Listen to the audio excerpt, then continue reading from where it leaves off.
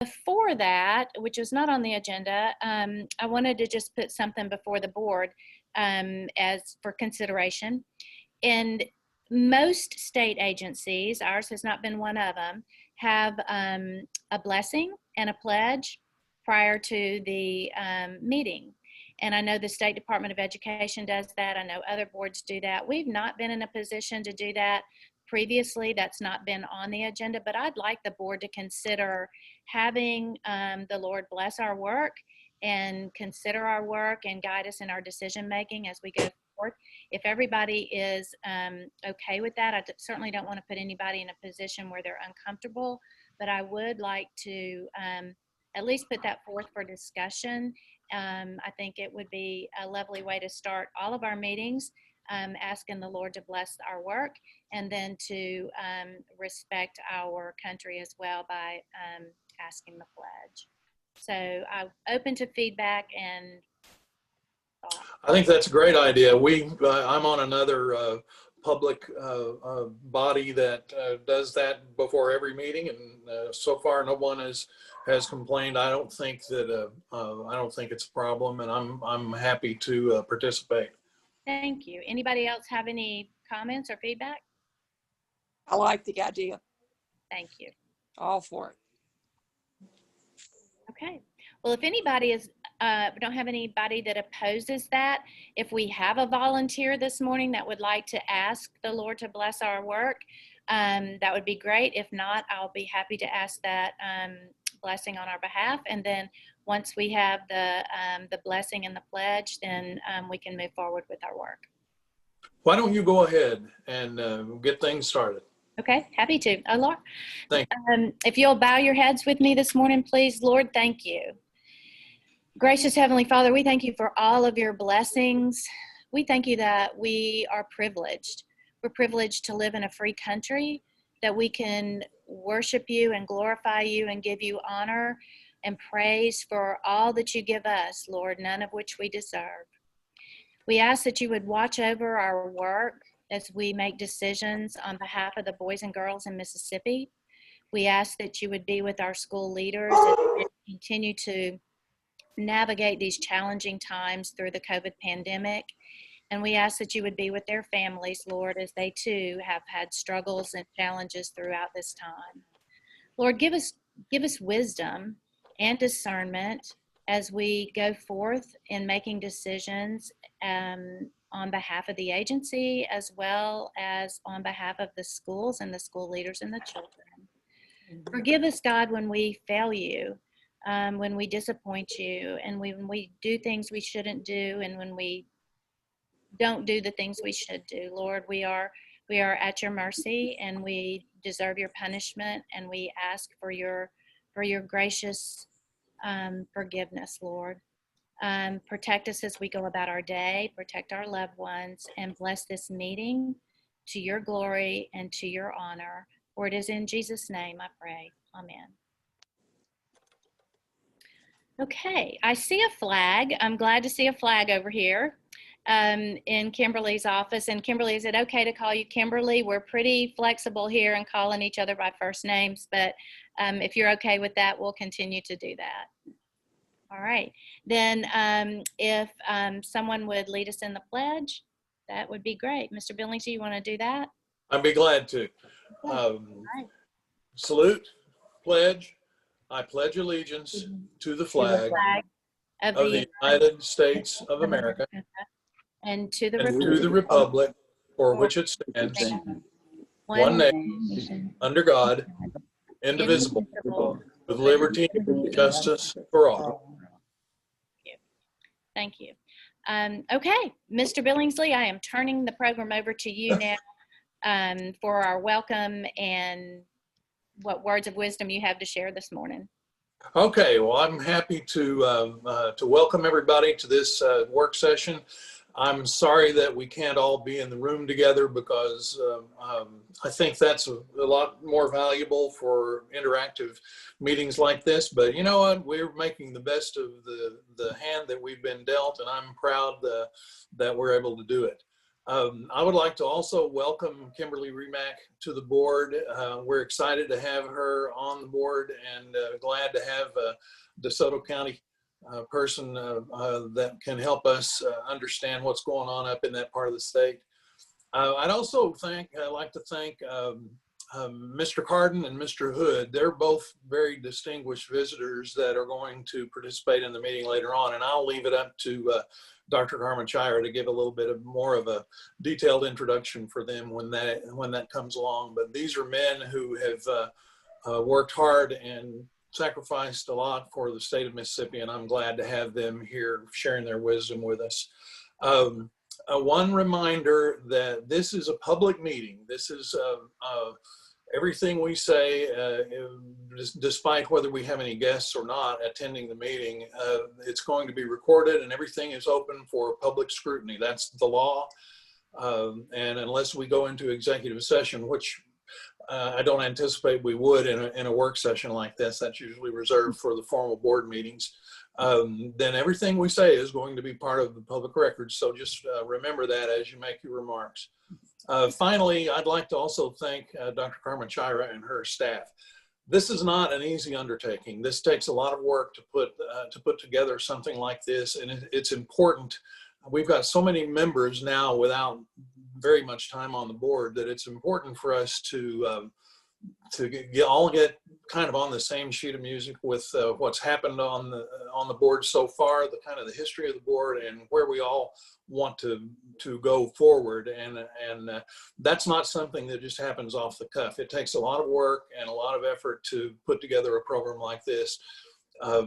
And Dr. Carmen Chira and her staff have really done a lot of good work to get us ready for this, especially Jordan. Jordan's the one that always has to put up with us that don't understand the technology. And she has really done a good job to put all this together. We're going to be out in waiting rooms and back and forth, and that requires some knowledge and effort. And so Jordan, I appreciate what you've done. Thank you, Mr. Billingsley. With that, I'll turn it over to Dr. Carmen Chira and we can get going. All right, great. Thank you. Okay, so we have just about 5 minutes before Mr. Carden should join us. So I think it might be nice, since we have some new faces and all on here today and some hidden faces, but we have some people here. It might be nice to go around and introduce yourself. Because I think with Ms. Remack, I know this is her first time and to see folks, and then your first time to Jean to see her, and so forth and so on. So if we might just go around with board members and allow you guys to just give your name and your position, when you were appointed, and just kind of a little history of what you do and who you are and what you might be able to bring to the board. I think that would be nice. So okay. I'll start. I'm Bill Billingsley. I'm from Madison, Mississippi. I was appointed to the board just before Lieutenant Governor Reeves left office back in 2019. Actually, yeah, it was 2019, 2018. I can't remember. 2019. And I'm glad to be on here, and I hope to do the best job I can do for the kids. Okay, Jean, you want to go? Sure. Hi, I'm Jean Cook. I live in Clinton. I work at the Mississippi Department of Education. I'm the Director of Public Relations, and I was appointed in July this year, or no, I guess last year. No, this year. My years are going together. 2020, July, as the State Superintendent's designee on the board. So I, bring my experience at MDE and my perspective as a parent. Okay, Jennifer? Yes, I'm Jennifer Whittier from Brookhaven, Lincoln County, and I was appointed by Lieutenant Governor Hosemann in July of 2020, so I'm fairly new at this. I'm a retired teacher after 40 years in the classroom, and I am very pleased to do my part and work with this board. We're glad to have you both. Okay, Mr. Speed? Hi, can you hear me? Yes, sir. My name is Leland Speed. I'm from Jackson, a businessman in real estate. and have been on the board for about, I would guess, about 4 years now. And consider it a real challenge for us to make this truly a viable option to more of the young people of the state of Mississippi. Okay, thank you. We're glad you're here. Ms. Willis? Hi, good morning. I'm Carolyn Willis. I am from Carrollton, Mississippi. I was appointed to the board in 2018 by former Governor Bryant. It's my honor and privilege to serve on the board. I have a passion for children, and I hope that reflects in my work on the board. During the day, I am employed by Delta Health Alliance. We work with young people all over the Delta, and our goal and mission is to impact lives of children and families that will lead to success. Thank you. And Ms. Remack? Oh, how nice of you guys to allow me to join this board. I hope that I'll bring some experience in my nonprofit work and as a parent to this board. I can tell you that I was a recent appointment by Lieutenant Governor Delbert Holzman. I'm a nurse. I own a small real estate investment business here, and I do a lot of nonprofit work. And I currently serve as the Director of Development for Trinity Health Center, which is a nonprofit health clinic that just opened up in DeSoto County for to provide services for the working uninsured. And so I'm hoping that God will use whatever skills or talents that I may have to bring to this board to help educate the children of Mississippi, because I love this state. And I believe healthcare and education are two very important platforms. And I'm here to offer any services that I can be. So thank you for having me. Thank you. Vanda, do you want to introduce yourself?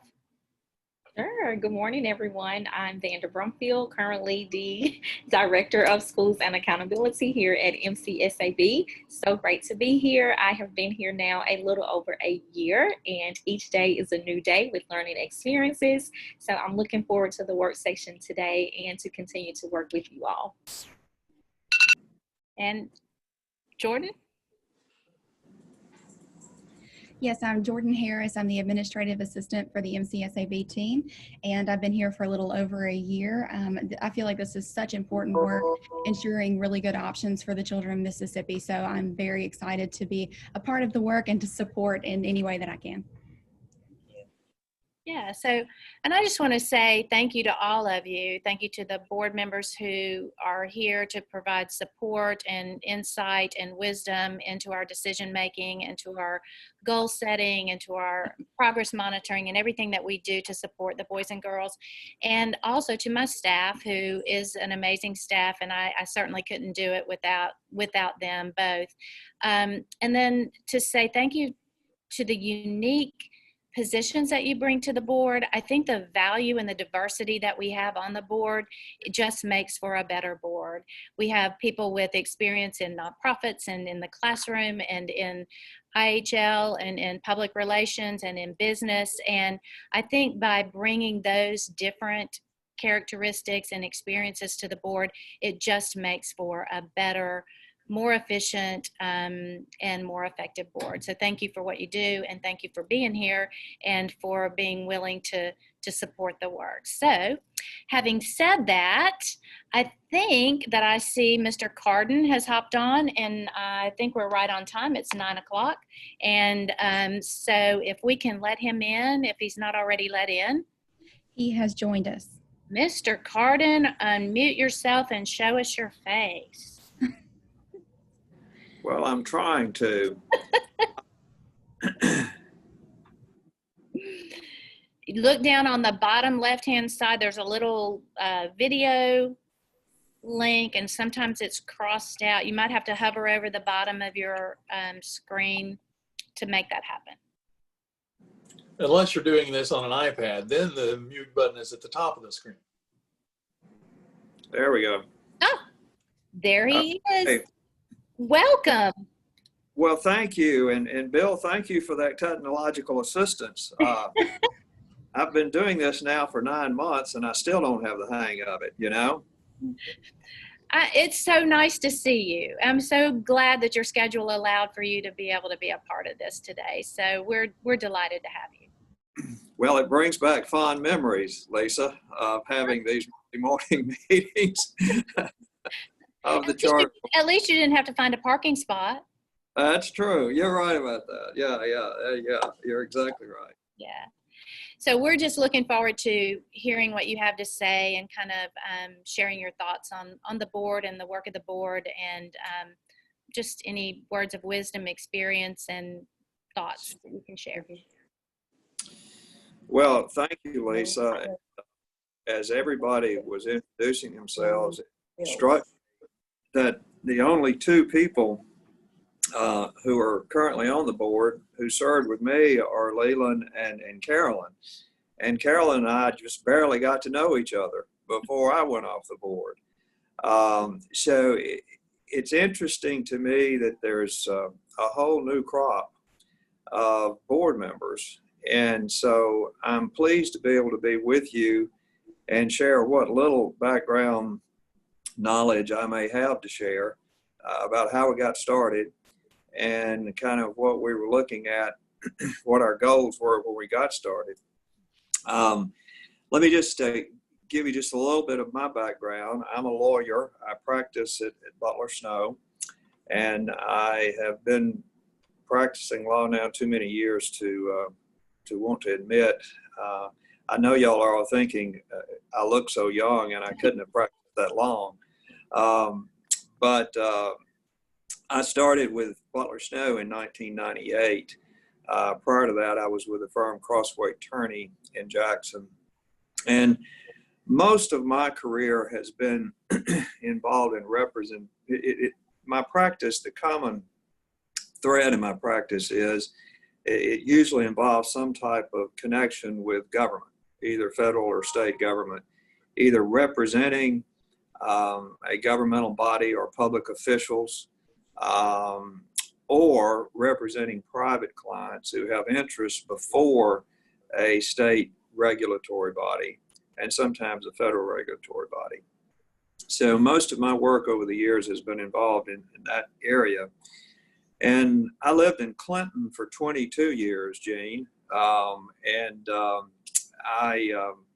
raised my wife and I raised both of our daughters there, went through the Clinton Public School district, and I had the privilege of serving on the Clinton School Board for 8 or 9 years. I don't know, sometimes it seems like an eternity when you're doing it, but we had the privilege of serving on that board, and I thought I was finished.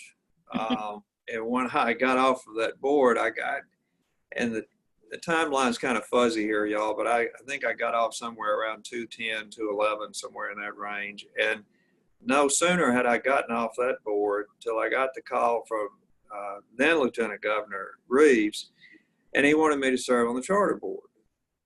And I will admit to you that throughout the charter debate, I was somewhat agnostic about charters as a member of the school board.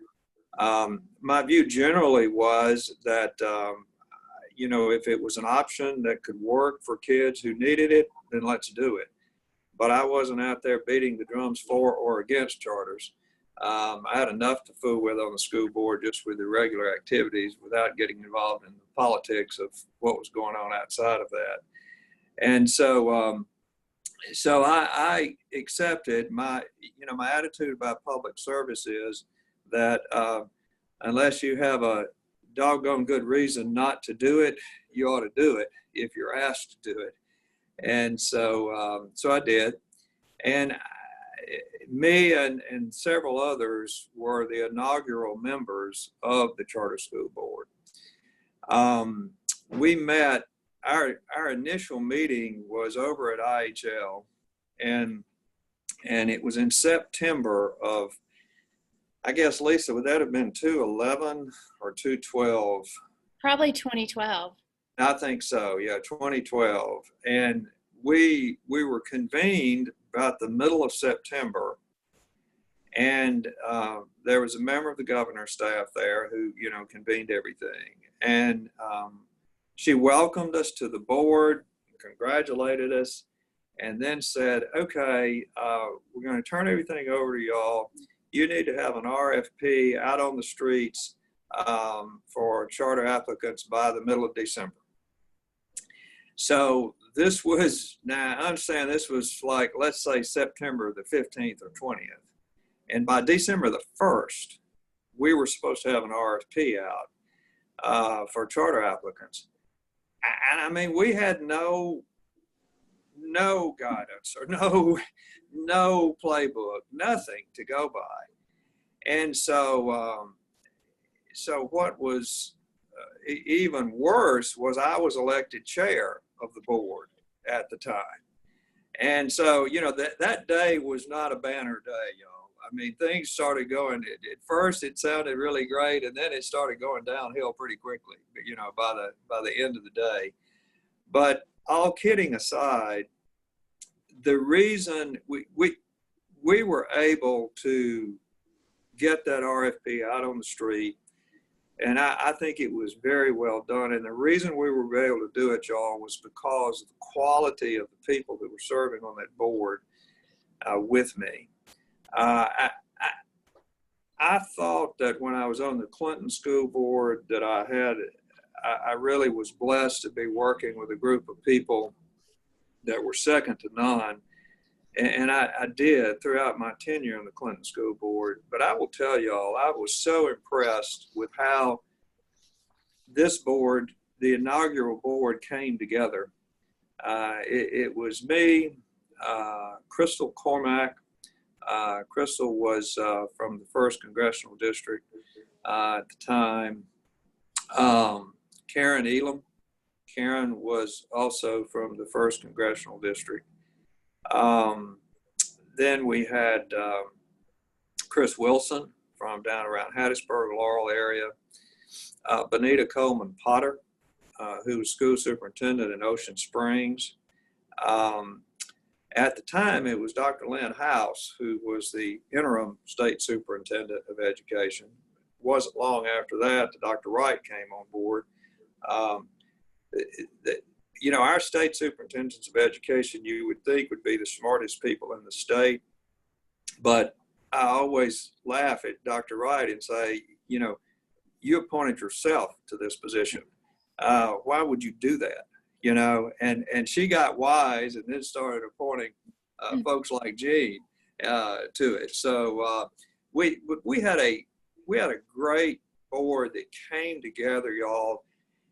Nobody had any agendas other than our goal was to set the bar as high as we possibly could in terms of standards for qualifications of charter applicants.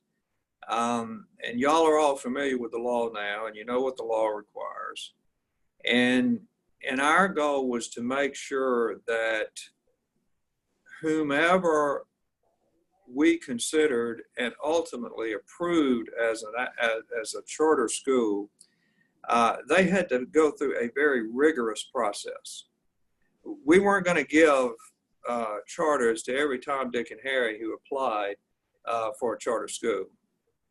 Our view was that if a charter school cannot perform better than the other schools in that area, and that includes private schools now, if charters can't perform any better than the schools that exist, why have them? And so, so we set our standards and our high. And we had a lot to do, y'all, in a short period of time. And so we had two things we had to achieve. Number one, we had to set up a structure that was going to be effective and work in that relatively short period of time, at least for the short term. And then secondly, we had to develop standards and we had to develop criteria that fleshed out what was in the statutes, because the statutes lay things out pretty detailed and pretty well. But as y'all know, there's a lot that you have to do beyond whatever the statute says. Now you got to adhere to the statute, you got to enforce it, you got to keep it in place, but you've got work that you have to do that makes what's in the statute effective. So first of all, structurally, what we did was we broke down into committees, and we basically had two committees that were developed. One was the application committee, and then the other was going to be, I can't remember what the other one was, but Performance and accountability. there you go. And so we developed those committees. We put 3 board members each on those committees, and they went to work immediately. And the first thing they had to do was develop the criteria for the RFP, for the applicants, what they had to meet, what they had to do. And they did that, and I was so impressed with how they did it. And the reason we were able to do that way, y'all, because we were all singing off the same sheet of music. We were all together in terms of what our standards were going to be, what our goals were going to be, and none of us had any particular agenda other than we wanted to make charter schools a very viable option for those who needed an option at any location in our state. So we developed that structure, and then we went through that process, that first process, and approved. We approved Republic was the first charter that we approved, the school in South Jackson, and I didn't go back and look at the statistics. Y'all currently have the statistics in terms of your approval rate from the applications that are submitted, but it was it proved that it was a rigorous process. And one of the things we had to do early on too, is part of our structure, y'all, is that we had to get outside help. We had to get outside help for 2 reasons. Number one, there was nobody in Mississippi that knew anything about charter schools, frankly. There were a few people, but nobody really had any experience with charters. And number two, we just didn't have the manpower. We didn't have a staff. The staff of the board for the first year was me and one of my colleagues here, Catherine Stewart, who, Catherine's a lobbyist, worked at the legislature. She'd worked at Tate when he was in office, and had worked in Haley's office. And Catherine was knowledgeable about, how charters came to be. And so Catherine and I basically ran the thing for the first year until we were able to, we had to get past that first application cycle before we could even think about staff and getting anybody on board. So we had to get outside help. And so we turned to the National Charter School Group that we contracted with, and they were just fantastic in terms of offering us the substantive assistance as well as the practical assistance that we needed. And as part of the process, as part of the application and approval process, we engaged them to help us review the applications and make decisions on who we felt like the most qualified applicants were. And and one of the things I think it was most important that we did during that period of time was we developed a group that does the personal interviews, in the last round of the cycle interview. They're basically there are three prongs to the interview, to the application cycle. It's the first cycle where, the applications are met the criteria of the law. There's a second cycle, and the third cycle, as you all know, includes personal interviews. And that interview team consisted of one educational professional who was not in a resident of Mississippi, and then 2 who were.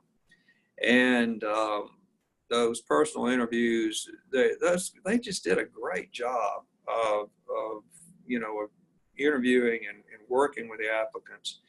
And so we approved that first school after that first cycle, which was probably, I think it would have been, the applications were due in December, so I think it was probably later on that spring when we first approved the first charter.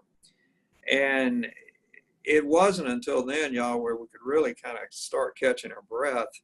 But as soon as we started catching our breath, and the law required us to turn around and do another cycle. And so, the law can get in the way of a lot of things sometimes, y'all. And so we started on that second cycle, but in the midst of all of that, we also started the process to try to identify an executive director. And so we set up an interview committee for that, and we did, the process for that, and we ended up hiring Marion Shuddy. Marion came from the state of Louisiana out of their charter school department, and I always joked Marion when she came on board that she knew more about charters in the state of Mississippi than anybody else, because she had come from the charter experience in Louisiana, and Marion worked with us over the period of time from that time to help us put a lot in place and put a lot of structures in place. But I guess the overall overriding objective, y'all, when we first started was twofold. Number one, establish a solid structural foundation for operation of the board. And everything we tried to do was to set structures in place that would be long-term viable and workable. Realizing things are going to change over time, and realizing that, y'all, I mean, sometimes you do things just to get to a certain point so that you can catch your breath and then figure out what you really need to do afterwards. And so we tried to set structures in place so that we're going to be provide an efficient framework for the board to operate.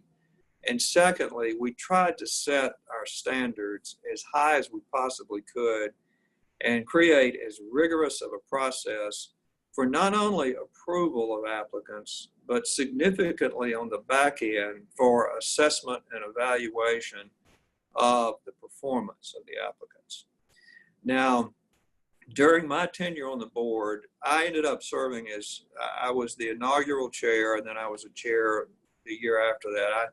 I was chair for a couple of years, maybe 3 years, I don't know, because I served 2 terms on the board. But we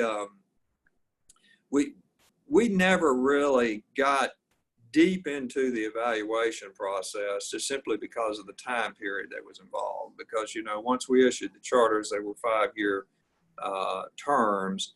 And so by the time I was getting near the end of my term, we were still struggling with how do you really do this evaluation in the right way, and what does that look like? And so I'm sure y'all have fleshed that out more since I left the board and since my colleagues left the board.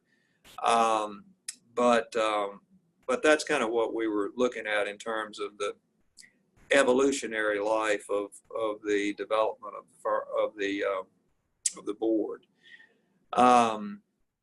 Leland came on while I was still there. Leland is a great addition to the board. He has valuable insight to share, and I know he shares my view when I was leaving that we need to find a way to find the highest quality operators and invite them to come to Mississippi, and to grow out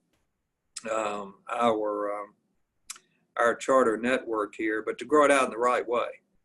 Our view always, y'all, was that it would be a complete disaster if we approved charter schools just for the sake of approving them to have them, and you ended up with half or 2/3 of them failing. We did not feel like that was we didn't feel like that we could start out that way at all. That's why we started out with such rigorous standards, and that's why we tried to make the bar as high as we could. We started getting criticized later on as I was on the board for not approving enough charters. But frankly, I didn't care about that criticism as a board member, because it's all about the kids, and it's all about educating our children, particularly those who don't have viable options in certain parts of our state. And so we do a disservice to our children if we approve a charter school that is inferior. And so we tried to keep our standards as high as we could. And I would urge you all to please keep that up. Hold applicants' feet to the fire, and don't approve them unless you are convinced that they can be a successful educator for the kids who need it in that particular area. And then on the back end, in terms of the evaluation, if they're not performing any better than the schools around them, they don't deserve to be renewed. And so, you know, those are the two areas that I would encourage y'all to really focus on, and to be strong, and to be rigorous, because a lot of our kids throughout the state are suffering, and to give them the opportunity like this can literally change their lives. It's not a cliche. It really does happen. And so I would encourage y'all to think about that as you go forward.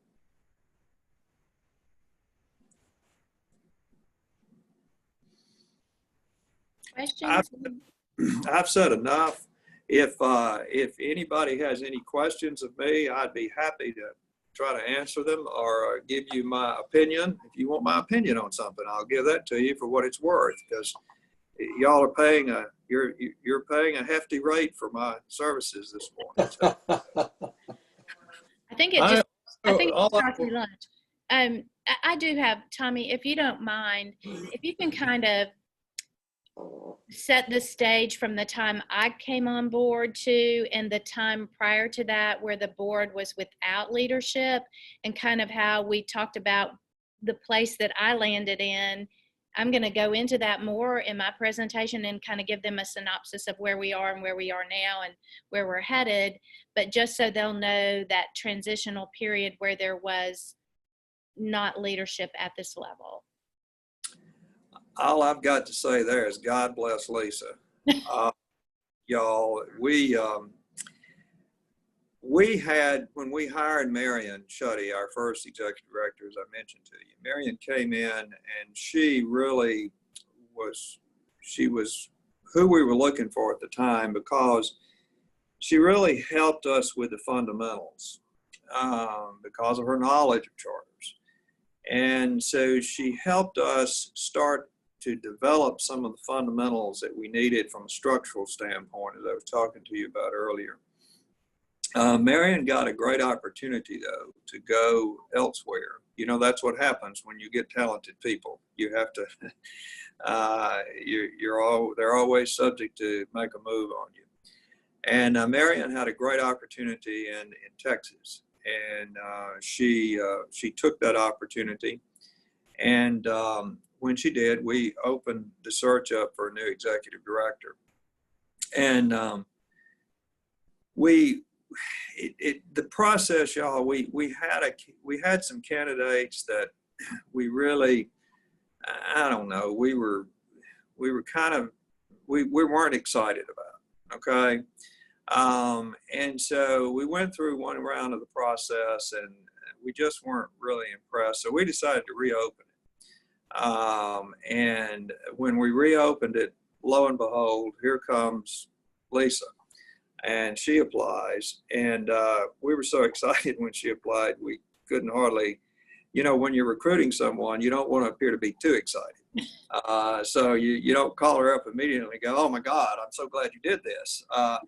But we gave her a little time, but we were so excited when Lisa applied because of her background and because we had developed a certain we'd kind of had a little track record by that time. And Lisa's knowledge as a school superintendent and her background in education, coupled with her vision in terms of charters and school options, was something that's really attractive to us. And so we were able to convince her to come on board. And frankly, once that happened, I felt good about leaving because that interim period of time, y'all, I tell you, we struggled because once Marion left, again, we really didn't have any staff.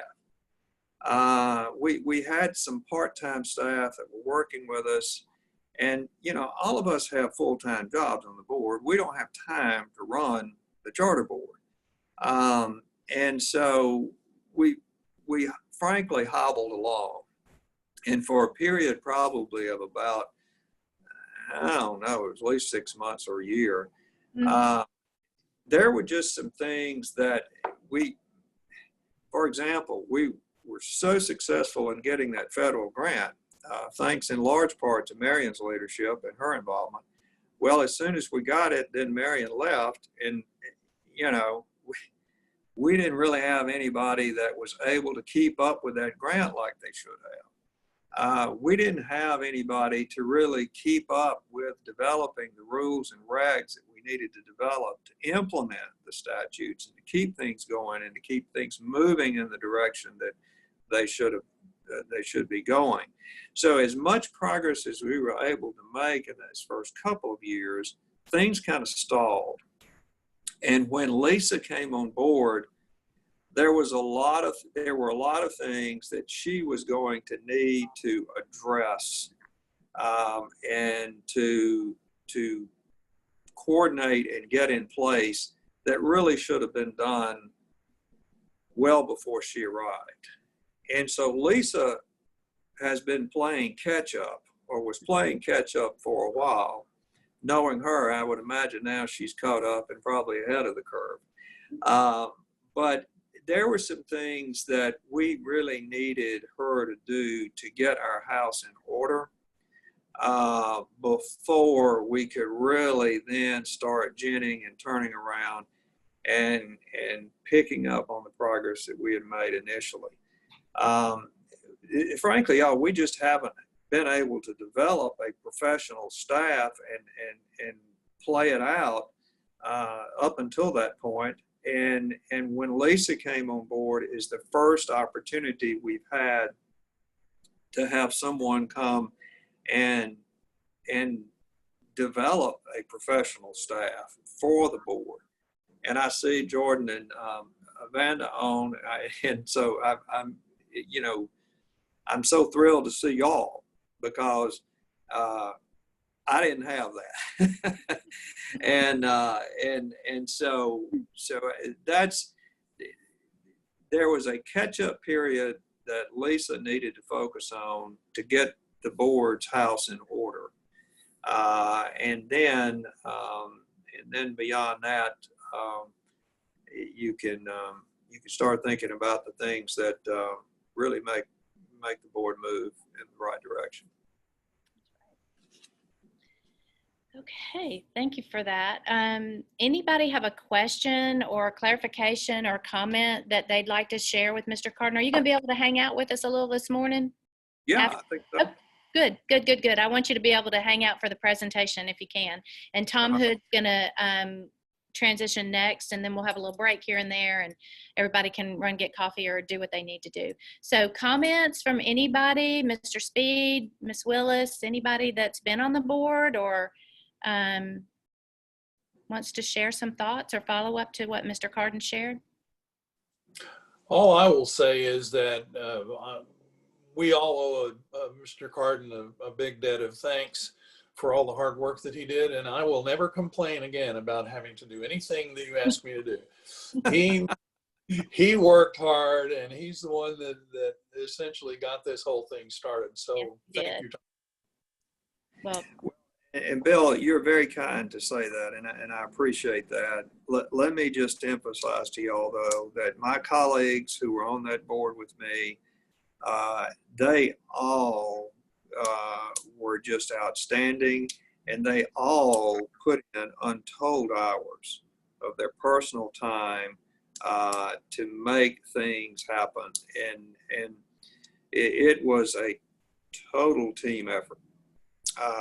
And that was what was so gratifying about it, frankly, is that, you know, for people of disparate interest in different parts of the state to come together, we didn't know each other, you know, and to come together and to unite behind a common goal so quickly, it really was gratifying. That's the cool part about it, you know. Okay, anybody else? All right, then I thank you, Tommy, for those words this morning. It is time for our first break. We have about a 15-minute break until Mr. Hood comes on. So if you guys want to hop off, Jordan can put you in the waiting room and bring you back in then about 10 minutes or so. And you can go get coffee or whatever you need to do. And then we'll see you back in about 10 minutes.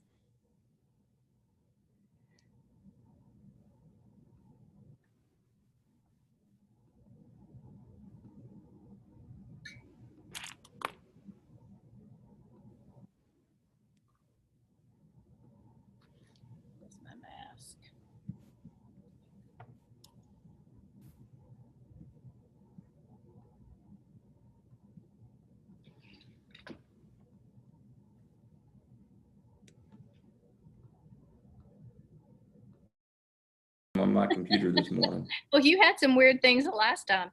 Are you, there you are. I was going to say, There I am. Your face. There you are. Yeah, it's covered with fur, but that's me. Yeah. Are you going deer hunting? Deer hunting now. I'm just protesting 2020. Oh, okay. Good idea. Good idea. With the rest of us probably protest it too. Yeah, in one way or another. Indeed. So, glad to have you. Thanks. And I finally got PowerPoint to work. Okay, lovely. Jordan's going to share the screen with you here. As soon as we get everybody back on board, we'll have we have a full quorum, full board. We're missing one appointment right now, but that is on the to-do list for today over at the governor's office. Okay, great. Yeah, so we're working along. And by way of introduction, before we get started, do you want to just give a little bit of history of who you are? I mean, I think most folks know, but just who you are and what you do and why you do what you do. Well, we only have an hour, right? Yeah, well, we could probably extend for a lot of your history if you want to. We can go past our next break. No, nobody needs to hear my history. No, but a little about you would be nice. My name's Tom Hood. I work for the Ethics Commission. I've been there since 2003. And I went to college at Millsaps and I went to law school at Ole Miss. And I guess that's about it. I have a dog named Buddy. No. Okay. All right. Who might join us at some point. You never know. I started to say, does he bark uncontrollably as soon as he knows you're in a Zoom meeting? Because I've got one of those. No, thankfully, my dog does not bark unless there's a squirrel close by. But we're not going to run into mealtime, but if it's dinner time and I'm still in a Zoom meeting, which has happened, and he lets me know that it's dinner time.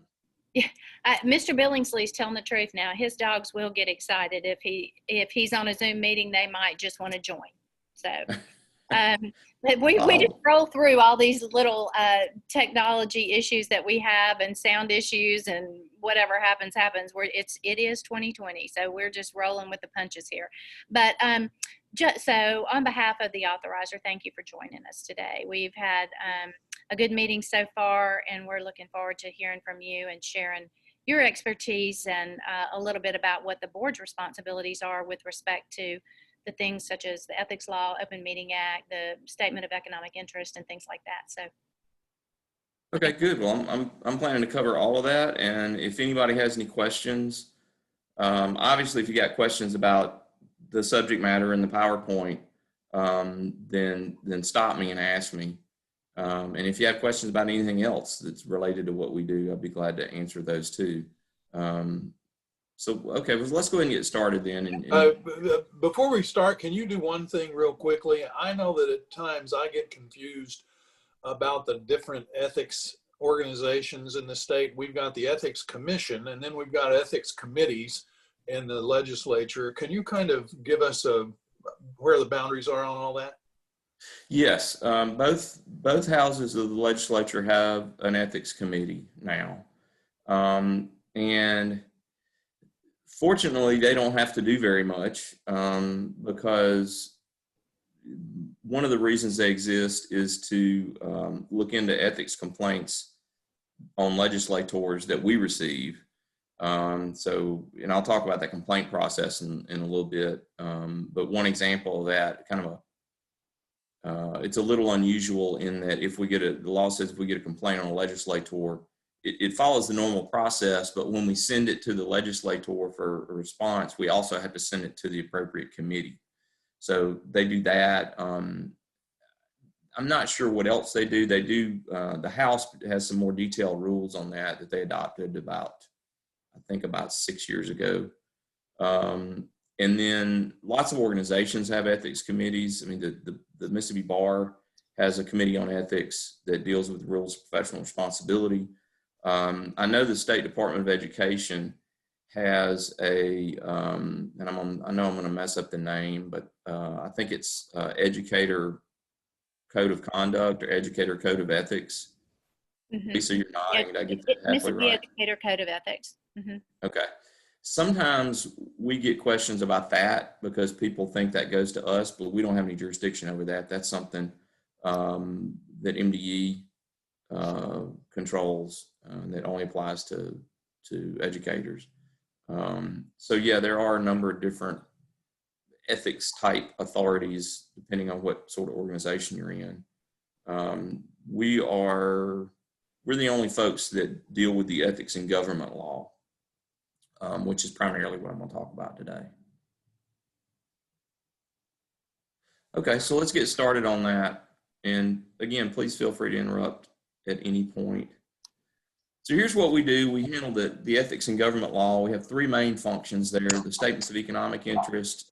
We investigate alleged violations of law by people in state and local government, and we issue written advisory opinions about the ethics law. Of course, the Attorney General's office issues opinions on basically everything but the ethics law, and we issue opinions only on the ethics law and also on the campaign finance law. But that would not apply to you folks. We also enforce the Open Meetings Act and the Public Records Act. I'm going to talk about open meetings today, and I'd be glad to talk about public records too if y'all want, if we have time. And then we have a couple of limited roles under the campaign finance law. So that's the reason I limited this presentation to just two of those topics today, because that's plenty for an hour. The statement of economic interest, that's the financial disclosure form that lots and lots of folks in state and local government have to file. Members of school boards, including, we've recently ruled that charter school board members have to file the statement of economic interest to the governing boards of charter schools. All school board members have to file it, whether they're elected or appointed. Members of state boards and commissions have to file, so that includes members of the authorizer board. Incumbents have to file by May 1st every year. It's got to be filed electronically on our website. That it tends to be pretty easy for most folks. After you filed once, and some of y'all probably have noticed this, after you file the first time, you set up your account and put all your information in. You go back the next year to update it, and if your information hasn't changed, you just click a few buttons and you're done. So it's relatively easy for most folks. If you forget your password, I think most of the calls we get are because of username and password. You can look up your username, you can change your password, you can do all that yourself on our website, or you can call our office. It's just that when we get close to that May 1st deadline, like last couple of weeks of April, you may get a busy signal. We have 3 people in our office who are qualified to help folks with this. We only have 6 people total, and there's about 5,000 or 6,000 people, depending on whether it's an election year, who file this thing. So you can imagine we get a lot of calls the last couple of weeks of April. But you can do all that yourself if you'd like. And I already mentioned it saves your information, so you just sort of update it. But we answer questions about that, anytime. If people, we get questions all year long about the SEI. The complaint process, I mentioned that briefly a minute ago. It is a unique process. It's unique to the ethics law. We also take complaints on the Open Meetings Act and the Public Records Act, but they follow a very different procedure. I don't think any other agency has a complaint process like this, and it's because it's imposed on us by the ethics law. So somebody has to file a sworn complaint with our office before we can conduct an investigation. If you send me an anonymous letter, or we get calls, sometimes somebody calls, they don't want to give their name, they want to report something to us, that's fine, but we can't necessarily act on that unless somebody files a sworn complaint. If we get enough information, reliable information, we can file our own complaint. We do that from time to time. But that's the only way to begin an ethics investigation, is with a sworn complaint that alleges a violation of law by somebody in state or local government. We get a lot of sworn complaints that don't allege a violation of law. Those don't go through the full process. They are presented to the members of the Ethics Commission, but they normally get dismissed on the first at the first opportunity. We get a lot of complaints about conduct that people think is unethical, but it doesn't violate the ethics law. So I went to the courthouse and the deputy clerk was rude to me.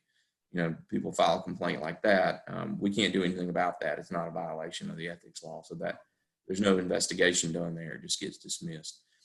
But if the complaint meets the criteria in the statute, it's sworn, it alleges a violation of the ethics law, we present it to the Ethics Commission, and they have to authorize an investigation. Now, the Ethics Commission has 8 members. 2 are appointed by the governor, 2 by the lieutenant governor, 2 by the Speaker of the House, and 2 by the Chief Justice of the Supreme Court. So 8 members, takes 5 votes to do anything. They meet once a month. So every month we present all these things that I'm going to talk about to the members of the commission, and they vote on them. So I'm an at-will employee. I don't have the authority to take any of these actions. All I do is sort of tee it up and present it to the members of the Ethics Commission, and they have to take all the official action. So once they authorize an investigation, our investigator goes out and investigates the case, and all those investigations are confidential. That's another unique thing about ethics cases, ethics complaints. They are strictly confidential. We can't tell anybody about them outside of what's necessary to do the investigation. I always say the confidentiality is there to protect the innocent and not the guilty. If the commission finds that somebody violated the law, they remove that confidentiality. But normally, if the case gets dismissed, then it remains confidential unless the respondent, the person against whom it was filed, wants the confidentiality removed so that they can, answer questions about it or whatever. But once we do the investigation, there's another unique part of the process. Once we do the investigation, we're required to provide the respondent with a copy of the complaint that was filed against them, and they have an opportunity then to file a response. So if you're I'll go back to the deputy clerk. If you're the deputy clerk at the courthouse and you're an at-will employee of the clerk, you may not want to file an ethics complaint because you know that at some point your boss is going to get a copy of the complaint with your signature on it. And that makes it difficult to get people to file complaints sometimes, unfortunately. On the other hand, it allows the respondent to make a full response and know where the allegation's coming from. If the commission finds that somebody violated the law, they make a preliminary finding. They set the case for a hearing. We bring in an independent hearing officer who hears the case and makes a recommendation to the commission. And then at that point, the commission can make a final ruling. Obviously, they either dismiss it if it hadn't already been dismissed, or they make a final ruling that the person violated the law. The commission can impose fines on people up to $10,000 per violation. They can order people to pay back any money that they received in violation of the law. Some types of violations involving contracts approved by boards are void by operation of law. And so the law says the person has no right to the money that they received under the void contract. That can add up to a lot of money. So these are not criminal cases. They're all civil cases. But, if you're talking about $200,000 contract, then the person can owe the $200,000 back, be liable to repay that, plus fines on top of that. So let's say there were 5 transactions, the person might be fined $50,000 or $10,000 for each transaction. So this can run into a lot of money, even though they're not criminal cases. The Ethics Commission cannot remove people from office, but they can recommend that a court remove people from office. And these cases can be appealed from the Ethics Commission to Hinds County Circuit Court. So that's the route they take after they leave the commission. Most of our cases are settled before they get to that point, because usually if we're able to make a case, it's a pretty strong case based on documentary evidence. And people usually are willing to settle those. Okay, so that's the sort of the carrot part of our jurisdiction. This is more like I'm sorry, that was the stick part. This is more like the carrot part of our jurisdiction. And this, I think, is our primary purpose. I tell people all the time, our main function is to keep honest people out of trouble. And this is the main way that we do that, is through the advisory opinion process. The law gives the commission the authority to issue advisory opinions to people in state and local government who request those opinions. Now, they have to be requested in writing. We can't issue any kind of informal oral opinion, although we do, talk to people every day, respond to emails and phone calls. That doesn't protect people from liability. The written opinion protects people from liability under the ethics law. The opinions are anonymous in the sense that we're required by law to take out identifying information. We're also required by law to publish the opinions, and we do that by posting them on our website. They're all searchable. It's not the greatest search engine in the world. It's not Google, because we had to pay for it on a very small state budget. I mean, we had to use a contractor that we had to use because that's who ITS told us to use. And they've never done a project like that. It's better than the website we used to have, but it's not perfect. If you're looking for an opinion and you have trouble, you can always contact us and ask us for help, because we use that search engine every day. But there's, I think, a couple of thousand opinions on the website about all sorts of folks at every level of government in Mississippi in all sorts of different situations. So usually you can, whatever your question is, you can find an opinion, a prior opinion that's fairly close and will provide some informal guidance. We can't issue opinions to just anybody. You can't ask about your colleague. You can only ask about yourself or on behalf of somebody. So we issue opinions to board attorneys on behalf of board members, situations like that. But there's an old saying that an opinion is supposed to be a shield and not a sword. So we try not to issue them to people who would use them as a weapon. It's really for protection. It's advice, and that's why the word advisory is important there. As I mentioned, if you get an opinion and you provide all the facts we need to issue an opinion, then you follow the opinion, then you're not going to have any problems under the ethics law. And I also mentioned we give informal advice every day.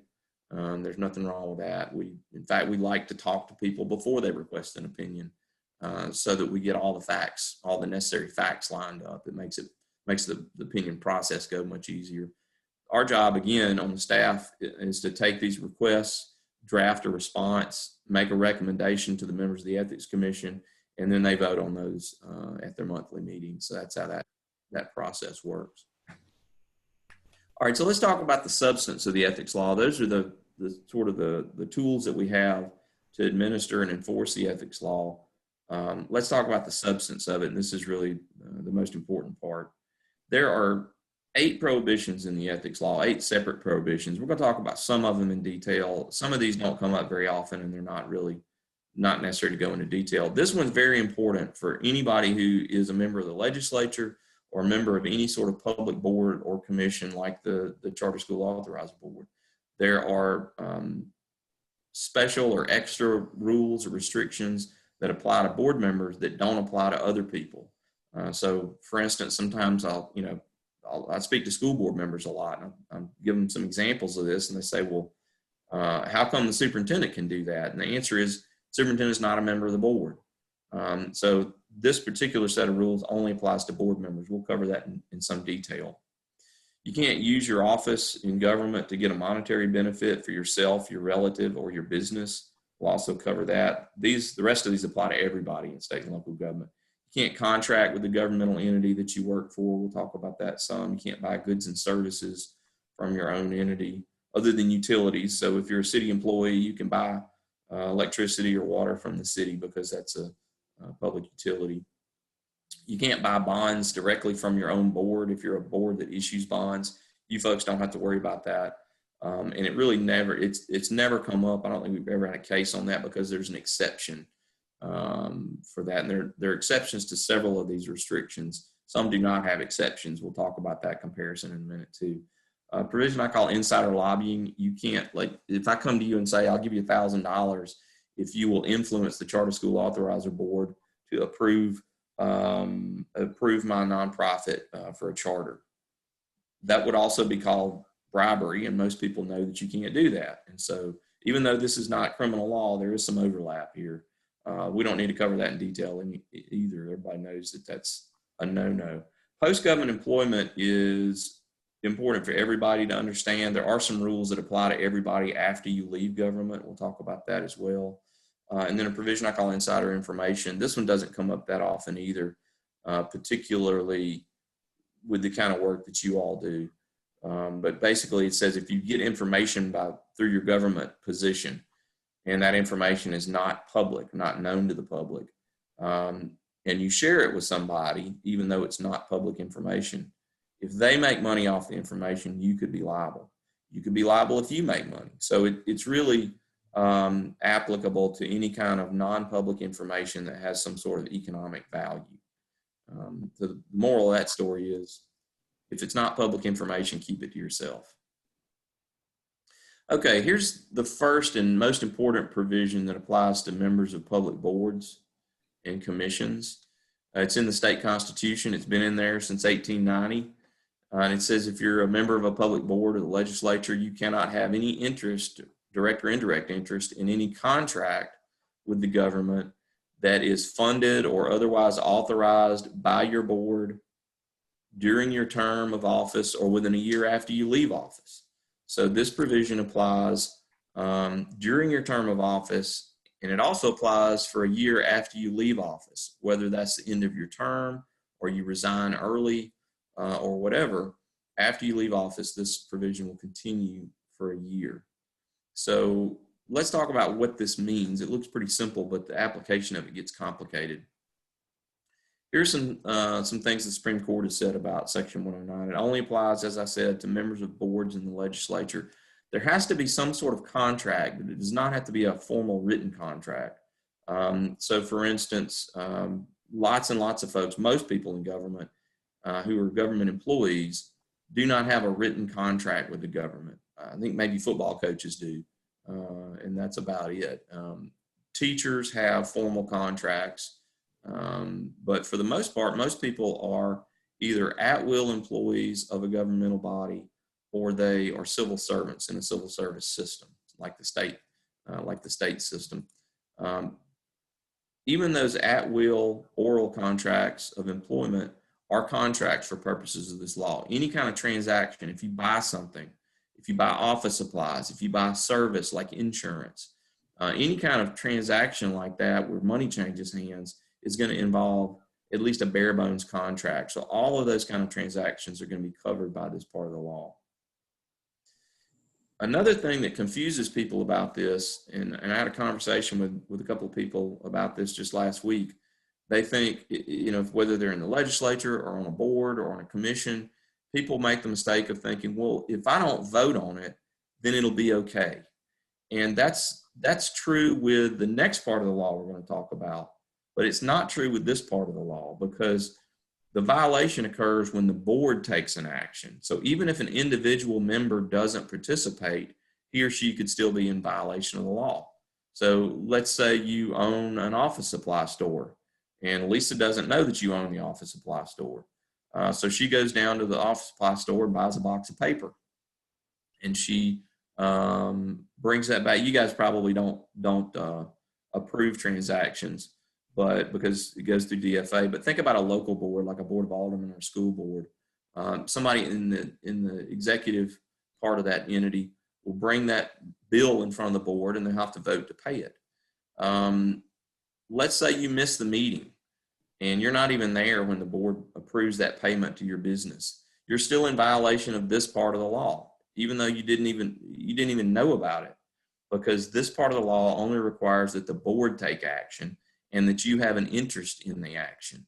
Even if you don't vote, you could still be in violation of this part of the law. So this is, in most cases, a deal killer. If somebody runs into a situation that would violate this part of the law, they have to take some sort of measure before the transaction is approved to extricate themselves from that situation, to get out of that conflict, because they can't just not vote. That's because this provision is a prohibition against an interest.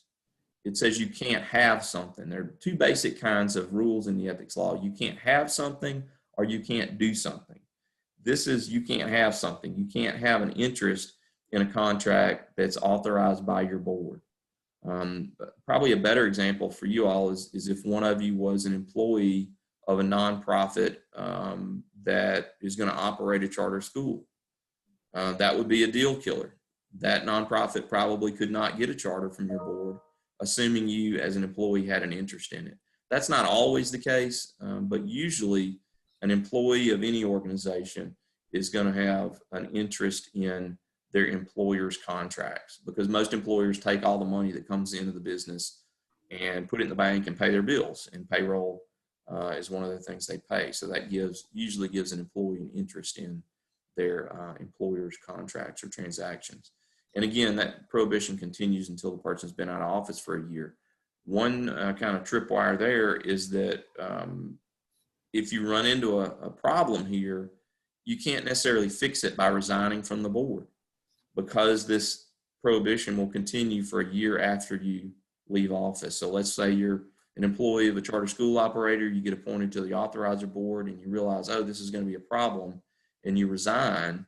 Well, the problem doesn't go away for a year. So that's particularly tricky for folks, especially when they get appointed to a board and don't know that they're going to have a problem. At that point, they're scrambling to try to rearrange the business or quit the job. Sometimes the alderman, the new alderman works at the vendor for the city, and the employer says, well, that's great. We love that you got elected alderman. You're a great guy. But now that we found out we got to quit doing business with the city, you're fired. And so we hate to see situations like that happen.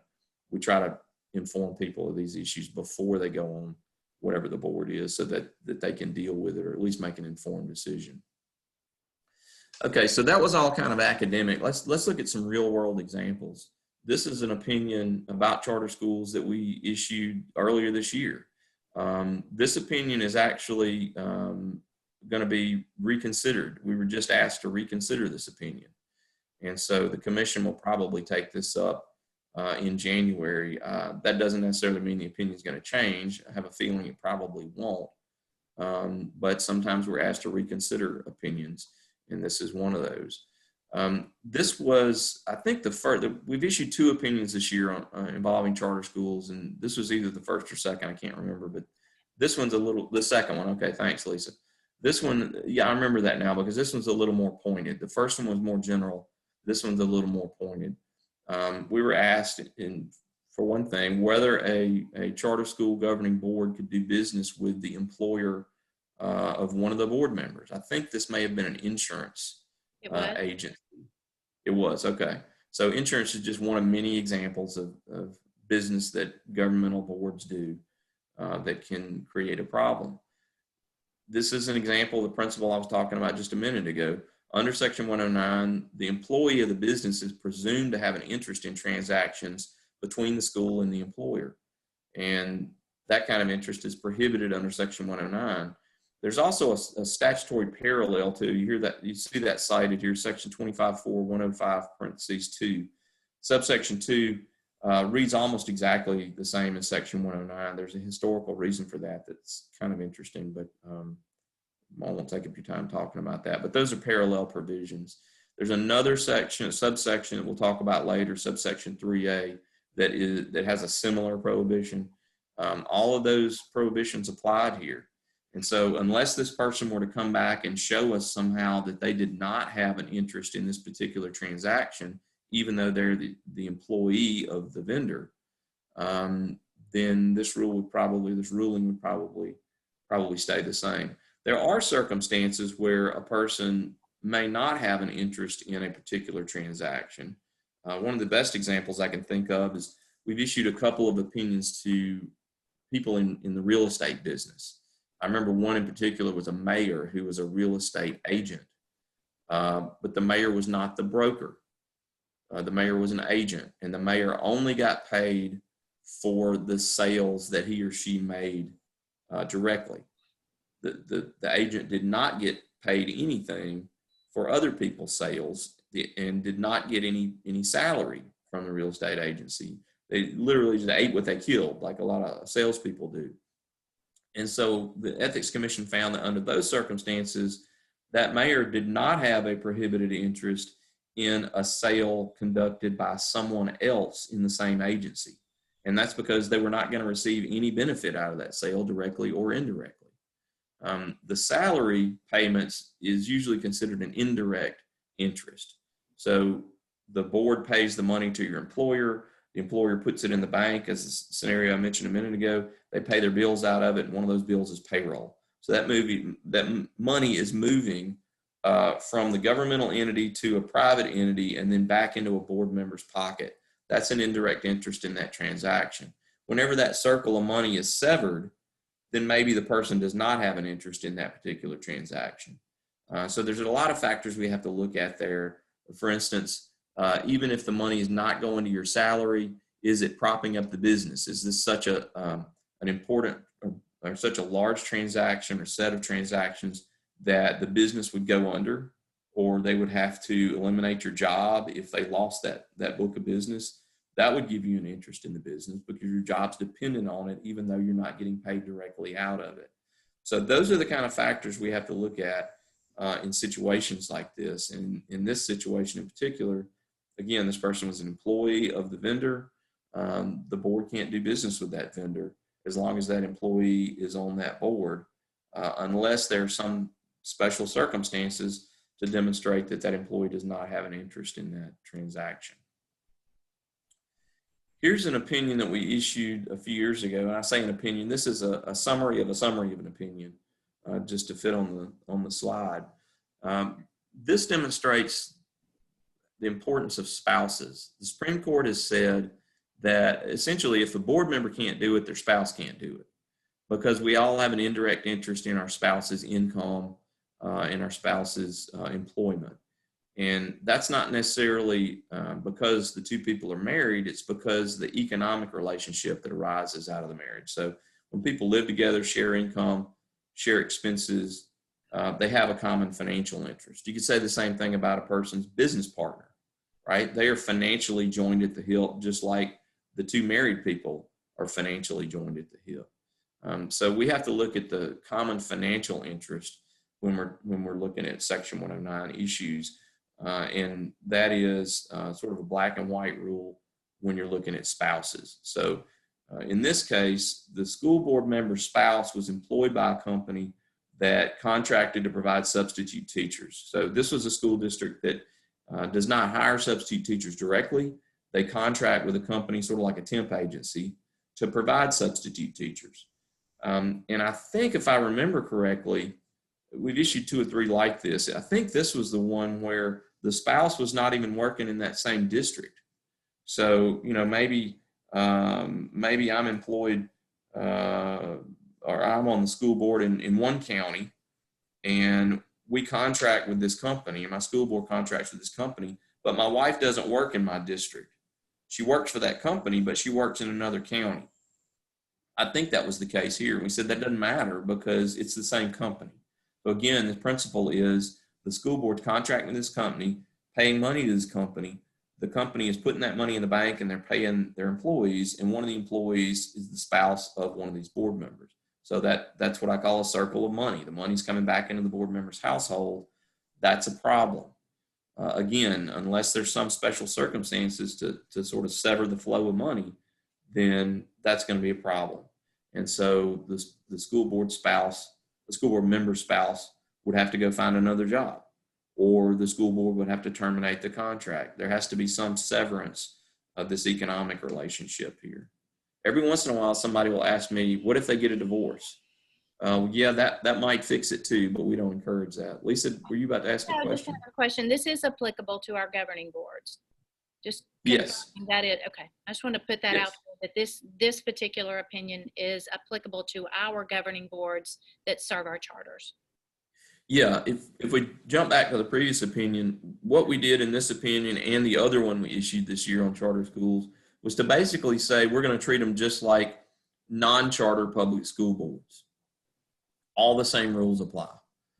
So, you know, if the county school board has to live under these rules, then the charter school board in that county is also going to have to live under these rules. And that is because the definition of the public servant comes into play, and because of the amount of federal and state dollars that they oversee, correct? Yeah, that was a big component of the analysis in this opinion and the other opinion with charter schools, was that charter school governing boards are authorized to spend public funds on behalf of the public. They're not just a vendor. Right. I mean, you know, let's say, I think a lot of districts now are contracting out their testing work and psychometry work. Let's say you contract with a firm to do that, or you contract with a construction firm to build a new school, or an architecture firm. They're not exercising the authority of the state to educate children. They're just providing a service to the authority that does that. And so, in our view, charter school governing boards are not just vendors to the authorizer board or some other governmental entity. They're actually performing the governmental function. And so that was a big part of the analysis and the conclusion that they are public servants as defined in the ethics law, and that they should be subject to all the provisions of the ethics law. And that particular opinion, Tom, was related to a question not asked by the authorizer. That was a separate issue. Unbeknownst to us, it just impacted us. Yeah, I think the first opinion was requested, and as I mentioned earlier, we're the part of the confidentiality restrictions in the ethics law applies to the identity of people who request opinions. But I think that first opinion was requested by, if I remember correctly, an attorney for a charter school governing board. For a traditional board.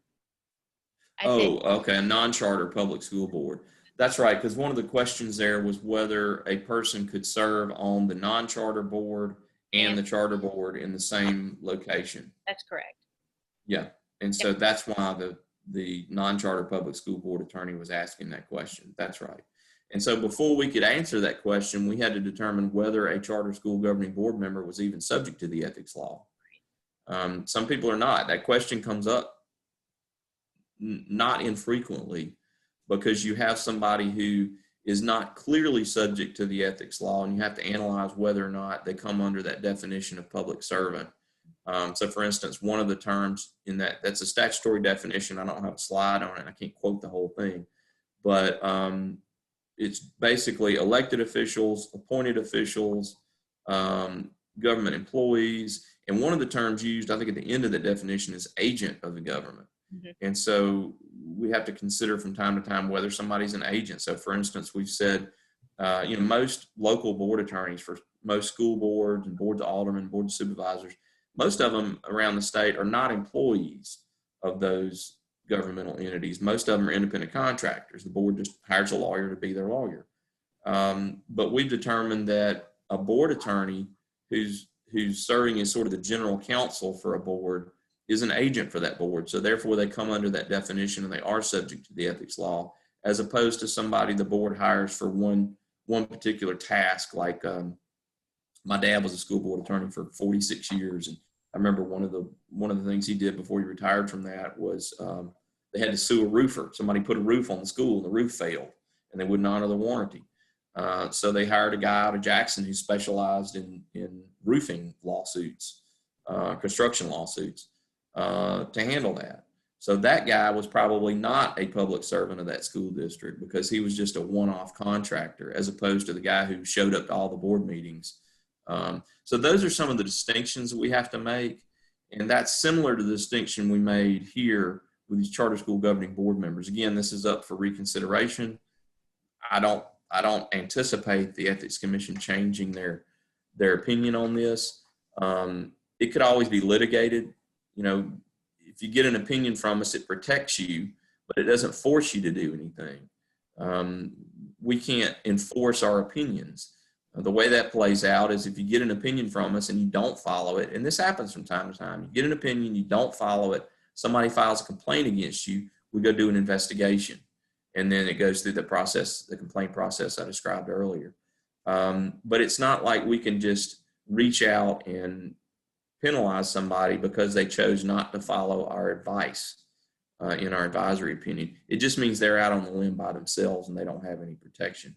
Can you speak to, because we talked briefly this morning before the meeting got started, really, we talked just briefly about this situation in particular and what our obligation is. And we've talked about the indemnification clause that we need to put together that would help support us as a board, not a conflict of interest policy, but the other protection clause for us, because we, with respect to this particular issue, we did pay a claim using federal dollars that has this potential issue related to it. And we've requested repayment of those dollars, but have not received them.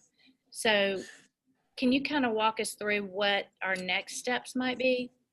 Yeah, that is a really good question and a really good example. So the first thing I'll tell you, which will probably be a relief to you, is that you're not liable under the Mississippi Ethics and Government Law. You're not liable for somebody else's ethics violation. Ethics violations are personal to the individual who has the prohibited interest or commits the prohibited act. Under most circumstances, we would not have issued an opinion to somebody in the position of the authorizer board. But under most circumstances, a second board doesn't approve all the transactions of a first board. And so you guys are in a unique position in state and local government. I don't know of any other organization that has that kind of oversight responsibility.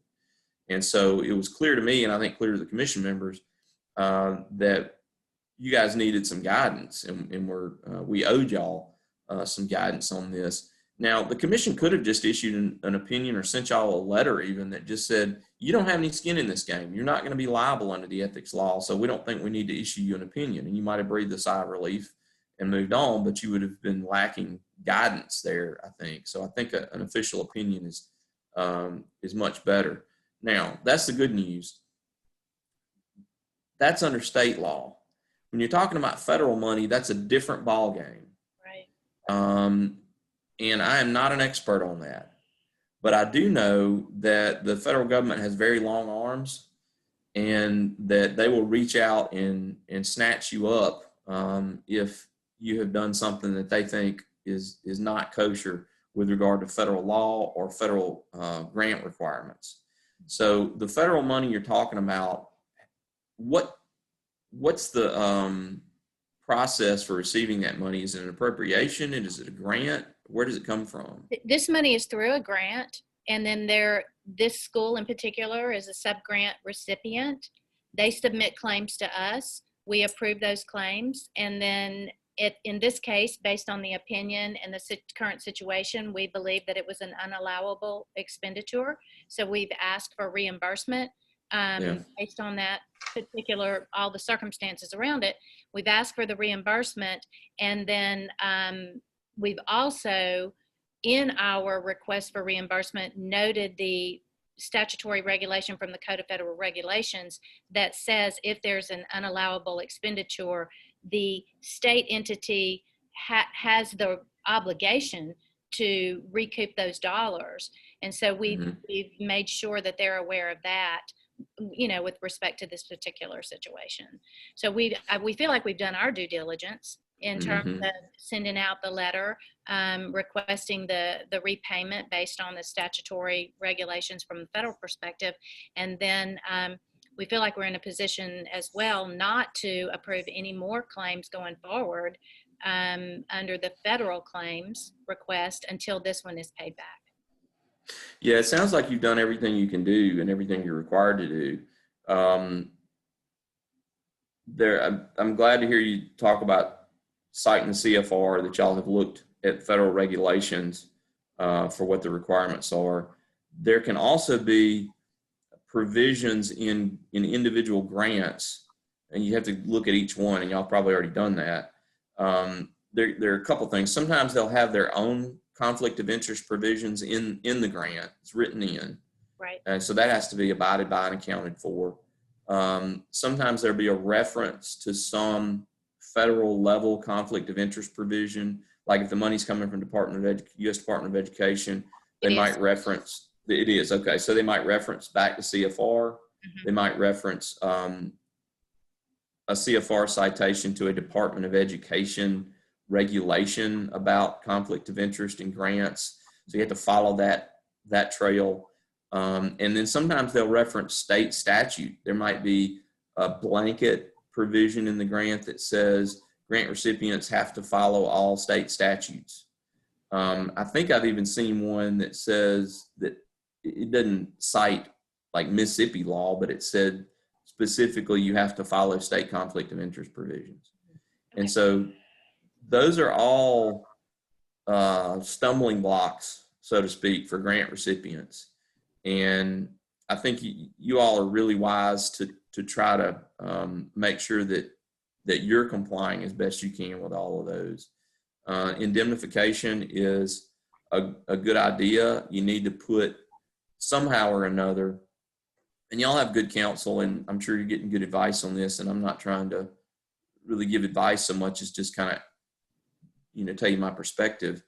But you do need to put all these people you're responsible for on all these charter operator boards. You need to put all of them on notice, and it sounds like you probably already have, that, hey, we, the authorizer board, are not going to be responsible if you guys mess up, because there's only so much you can do. I mean, you can't audit every claim that's presented to you for payment, right? You don't have time to do that. Hopefully all that's going to be audited later, but I think it's never a bad idea for people in your position to put people in their position on notice that they have to live under different rules, various sets of rules, and that if they submit something to you for payment that's not kosher, you're not going to be responsible for it. They are. Right. Yeah. Thank you for clarifying that. Sure. It sounds like y'all have already moved in that direction, right? We have. We after the opinion came out, we did our due diligence in terms of looking back at the federal regulations and what the process was for repayment of claim that was unallowable. We did send a letter asking this particular school to submit that particular amount of money based on those claims over that period of time by a deadline, and then we received in turn a letter suggesting that they were going to reach back out for an opinion based on not just this opinion that the Ethics Commission did, but the opinion that defines their governing boards as public servants and under the same ethics laws as a traditional school board. So, but in the interim, they have indicated that they're not going to pay back until and at such time you take up and then maybe reverse your opinion. So yeah. We're in a position right now where we go, okay, well, what's our next step? Abram and I've had discussion about it. Mr. Billingsley and I've had discussion about it. The board is aware of it now.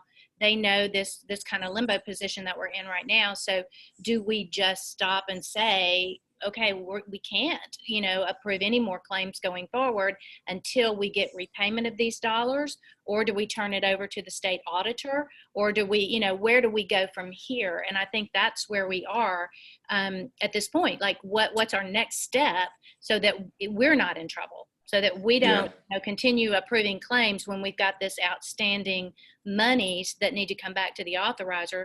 We are having the U.S. Department of Ed is coming in for an audit this spring, not physically. They'll do a virtual audit, and it'll be a desk audit of some sort. But they will be looking at that. Now, do they pull every claim? I don't know. It's a federal $15 million grant that we're working through, and each one of those schools that are subrecipients are subject to procurement procedures and the allowable and unallowable expenditures that fall underneath that. So we have a little bit of a quandary trying to figure out what next steps are. We want our schools to be able to have access to those dollars, certainly, so that they can benefit from that. But we also know that we have an obligation as a board to act in a way that's legal, decent, and in order, and protect ourselves. Yeah, I agree. And I'm glad to hear you say that the feds are aware of this situation, because they're the 800-pound gorilla in the room. And, you know, I think ultimately you just got to do whatever US DOE tells you to do. Right. So thank you for that. Yeah, other questions about that? Not about that, but can I ask a quick question? The going back to where you were talking about spouses, does that also include other family members, or is it just the spouse? Well, it includes anybody you have an economic relationship with. So it could be another family member. It could be somebody that you're not related to, but you're in business with. And we're going to talk in a minute about relatives, which include spouses and other people you're related to. Okay, that's fine. I didn't realize we were going to talk about it in a minute. I'll withdraw my question until then. No, that's fine. I'm just gonna wait a minute to answer it directly, because we'll have an example of it in just a minute that'll help you understand it better, I think. So back to spouses. Basically, if you can't do it, if you're a board member and you can't do it, your spouse probably can't do it.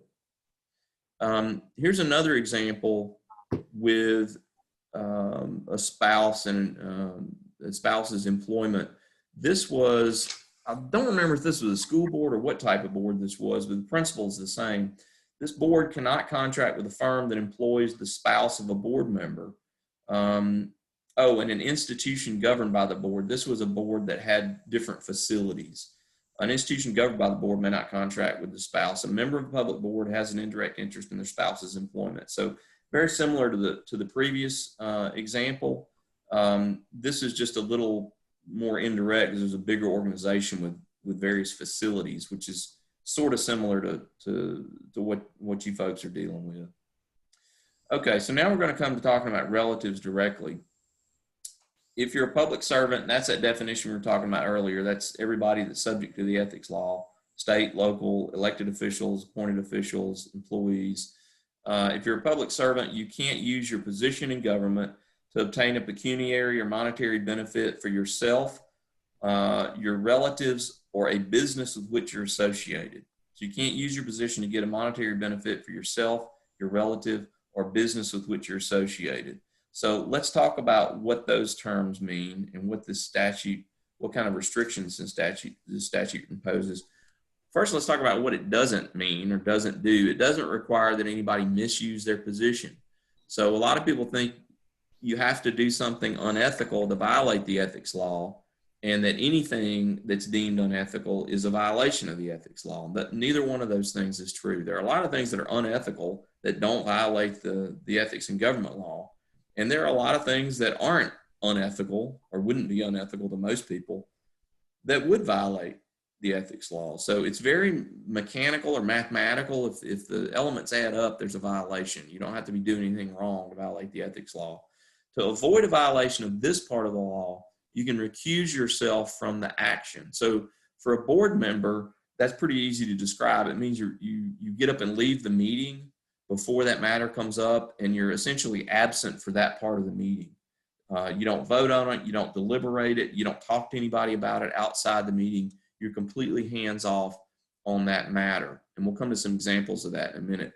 Keep in mind that an abstention is not really good enough. An abstention and a recusal are two different things. You could sit in the meeting and say, gee, I hope y'all hire my daughter. She'd be a great employee, but I'm not going to vote. I'm going to abstain.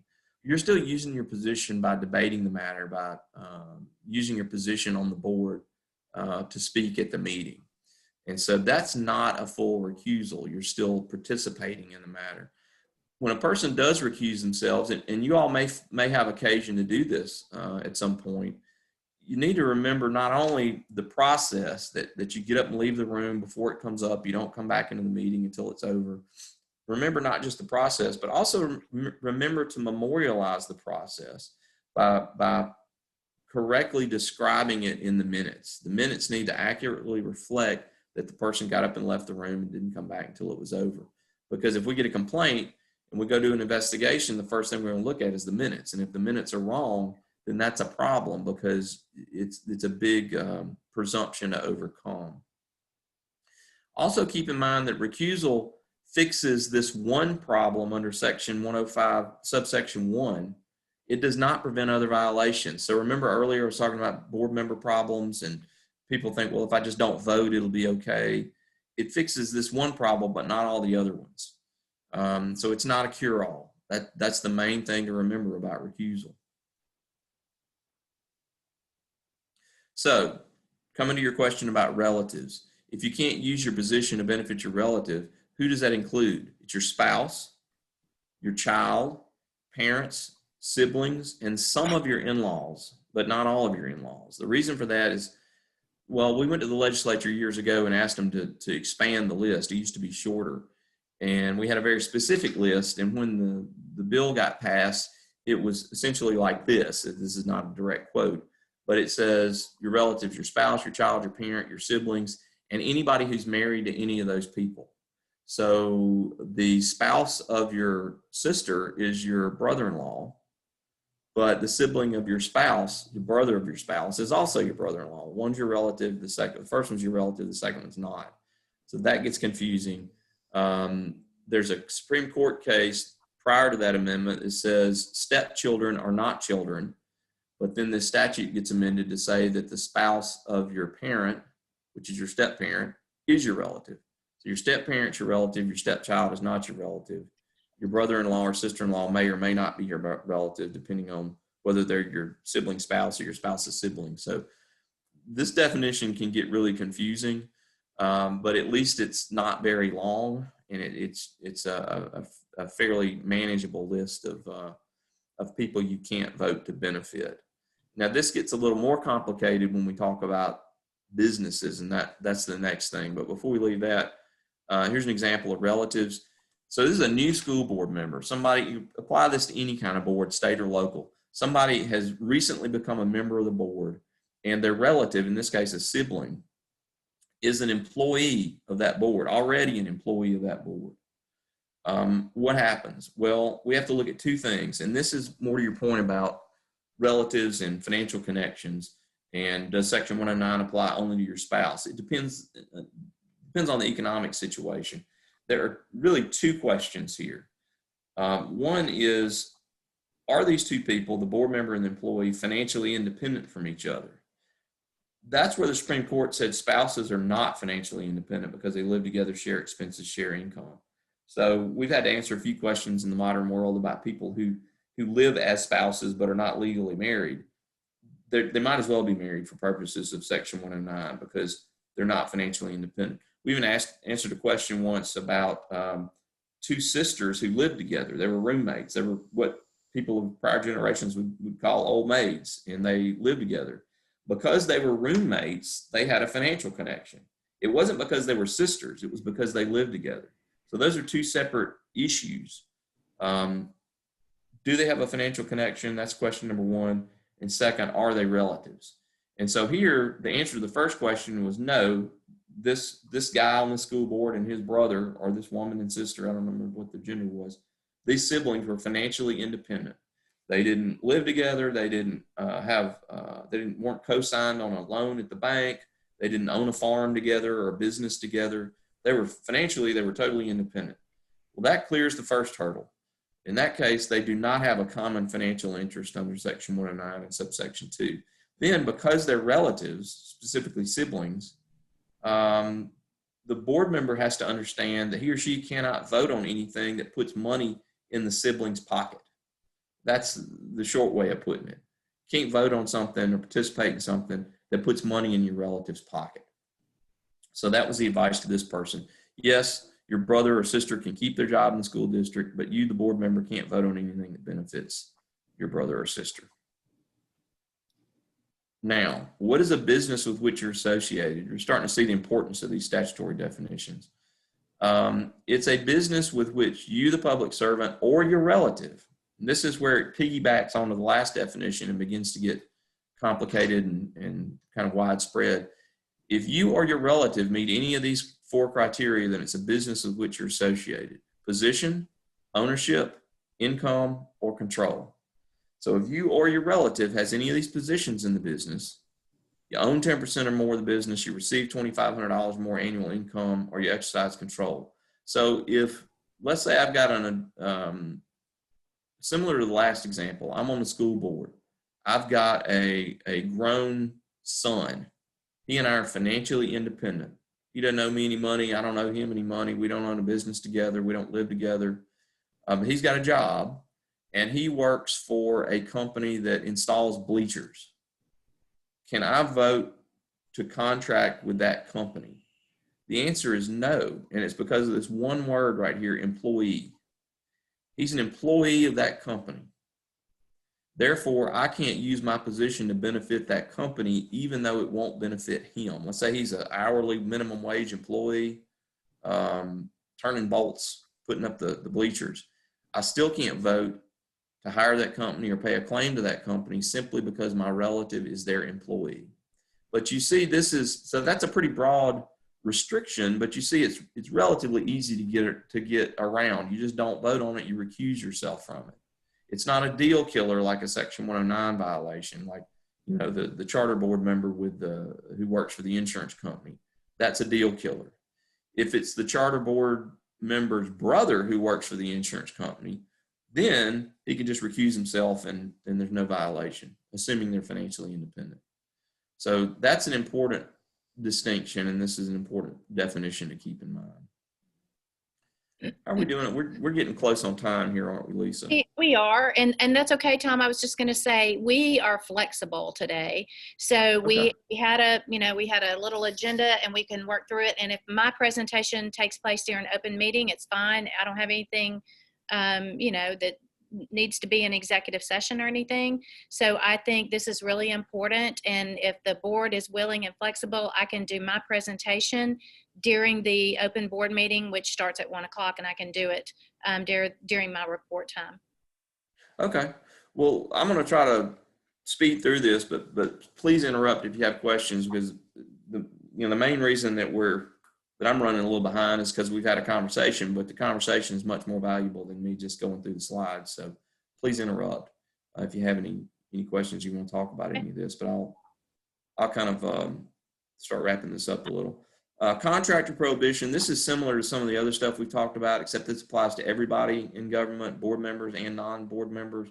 You can't be a contractor, subcontractor, or vendor to the governmental entity that you serve.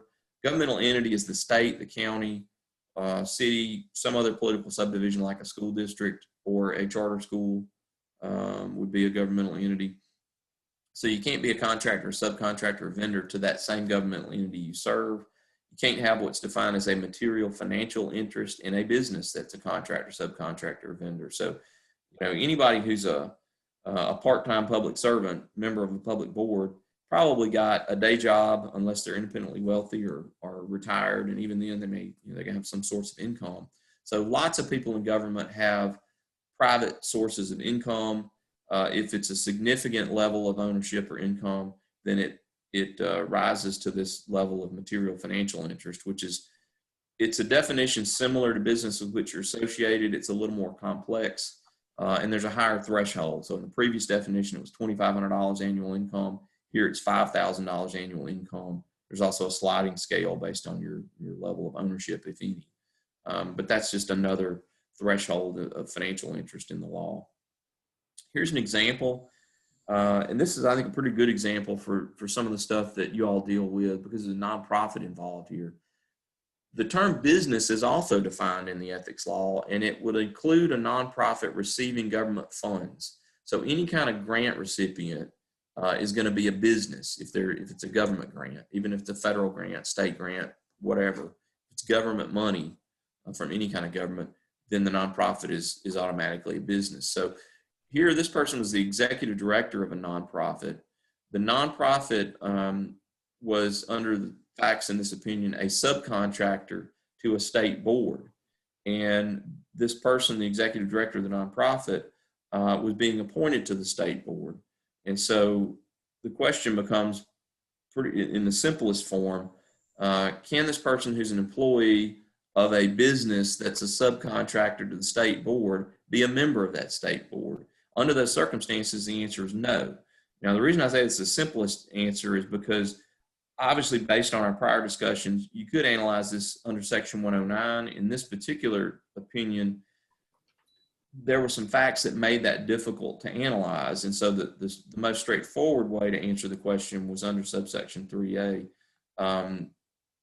When we issued this opinion, I expected, having dealt with people in the nonprofit sector before, I expected, based on the facts we were provided, that these folks would want to restructure the way this grant was executed. In other words, not the receipt of it or anything, but sort of the structure of the nonprofit entities that were involved, because it was a complicated situation. But I anticipated they would probably want to restructure that and come back to us and ask again, and that's actually in process now. So my point there is this was a no answer under these facts. If people change their facts and come back and ask the question again, then they may get a different answer. And the way we like to deal with that is if somebody is considering being appointed to a board or running for office or taking a government job, the best time to talk to us is early on, before they've become a member of the board or been hired in the job or appointed, so that they can lay all these facts out on the table and we can point to the problems and say, these are the inflection points here where you're going to have trouble. If you can restructure some of this before you take office, then you'll avoid any problems. And as I said, in situations like this, that is frequently the easiest way to work through problems, is to restructure the way that the various nonprofits relate to each other or the functions they perform. So this was a good example of that. So we'll probably be taking this question up again, and these folks may get a totally different answer next time because they may, as I said, restructure the way they do business. I mentioned early on there are exceptions to some of these restrictions. These exceptions in subsection 4 only apply to subsection 3. Another mistake people make sometimes is they start reading through the ethics law, they see these exceptions, they find one that applies to them, and they think, I'm good to go. The problem is these exceptions don't apply to all the restrictions. Just like a recusal doesn't fix all your problems, these exceptions don't fix all your problems. So for instance, on that last opinion we talked about, they may come back and say, well, what if we change this? And the answer might be, well, that fixes this problem, but it doesn't fix this other problem under this other part of the law. So you have to go back to the drawing board and find something else. So again, these exceptions are not cure-alls. Post-government employment, I mentioned earlier, really important for lots of folks to know about. Anytime somebody leaves government, they can still be subject to some restrictions. Now, we talked about the board member restrictions under Section 109. It applies to you after you've been off the board for a year. This part of the law applies to everybody in state and local government, including board members, but not just board members. And there is no time limit on this. You don't see 1 year in here, and a lot of people get that confused. The rule here is that you can't go out in the private sector, right? You can't leave government, go out in the private sector and get paid to work on the same matter that you personally worked on while you were in government. So there's a lot of facts that have to be determined when you analyze this part of the law. Number one, what is the case, decision, proceeding, or application in question here? What is the matter in question? And number two, did this person personally or directly work on that matter while they were in government? If the answer to that question is no, then there's no restriction with regard to that matter.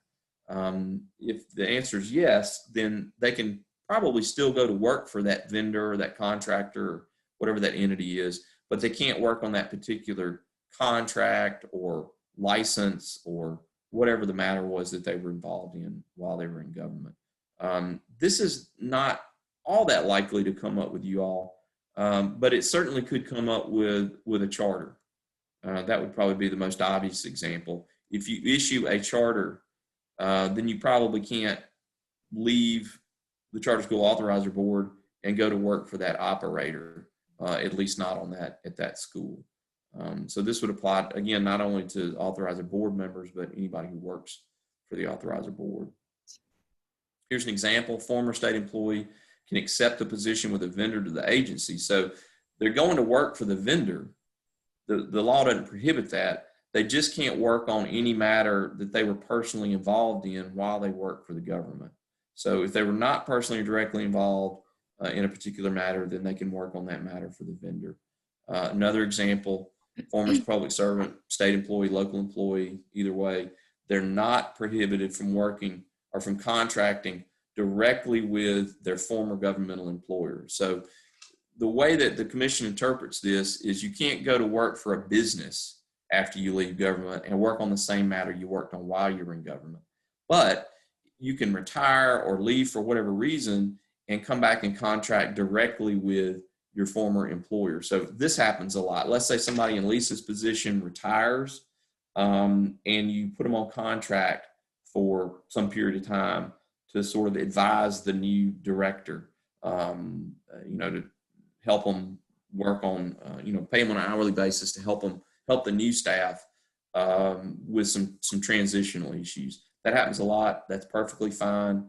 You can contract directly with those retirees and former employees. They just can't necessarily go out and work for a business to do something like that. Okay, open meetings. I want to try to touch on this some today. This is important for anybody, any member of any public board to understand. A little bit about the enforcement process. Somebody has to file a complaint with us. We send you a copy. We want you to file a response. We can hold hearings on these cases.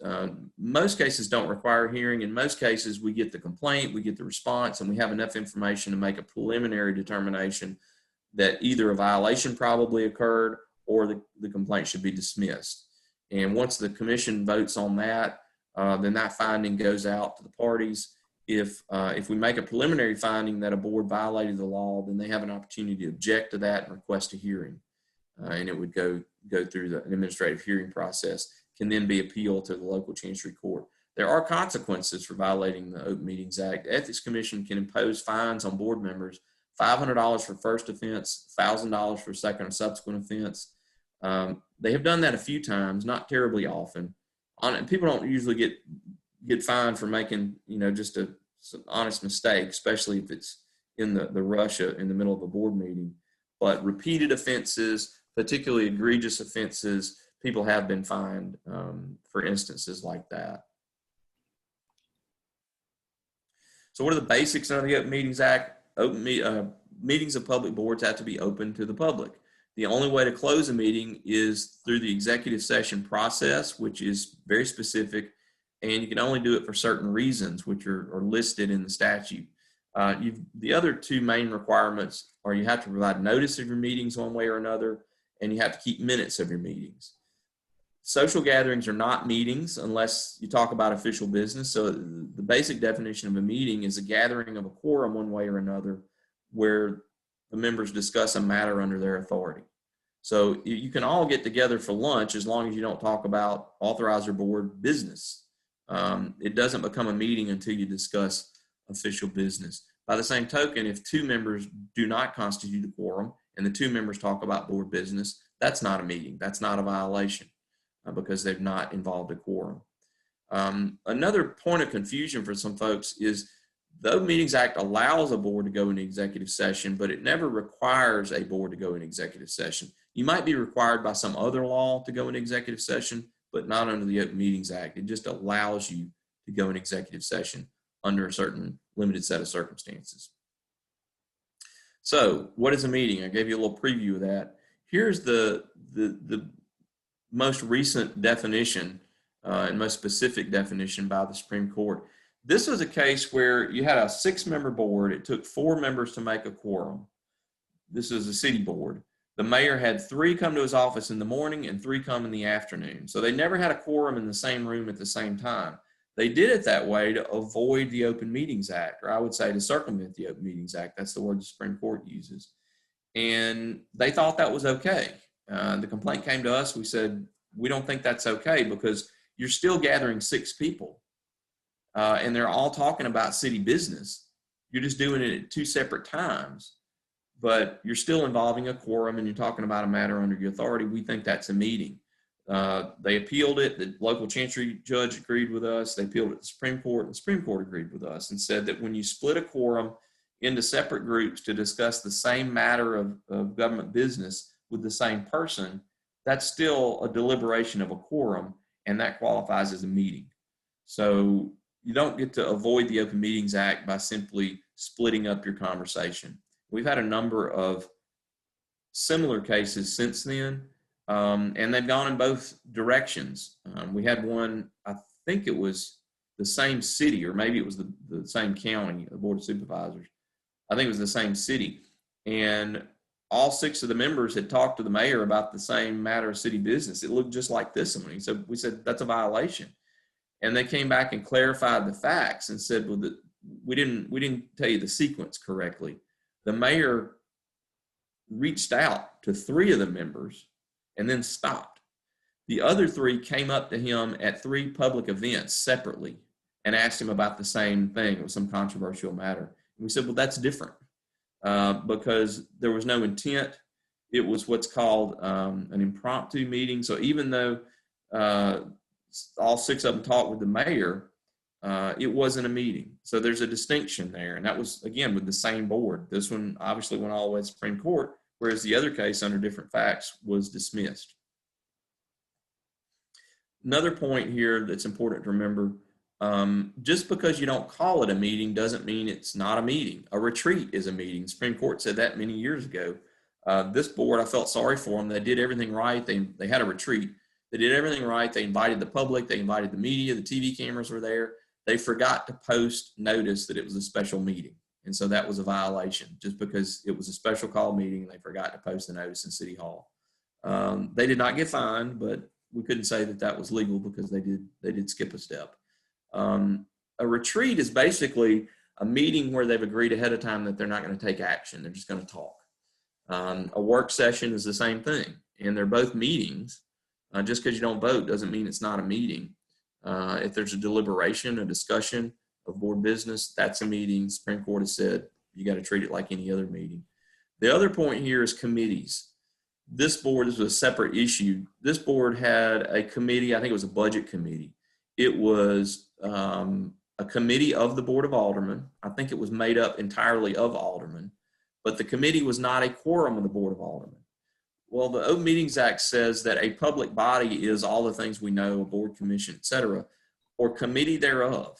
So if a board creates a committee, then that committee has to be treated like a separate board. They have to provide notice of their committee meetings. They have to keep minutes of their committee meetings. This board had not done that, and that was a violation. So that's another thing to look out for.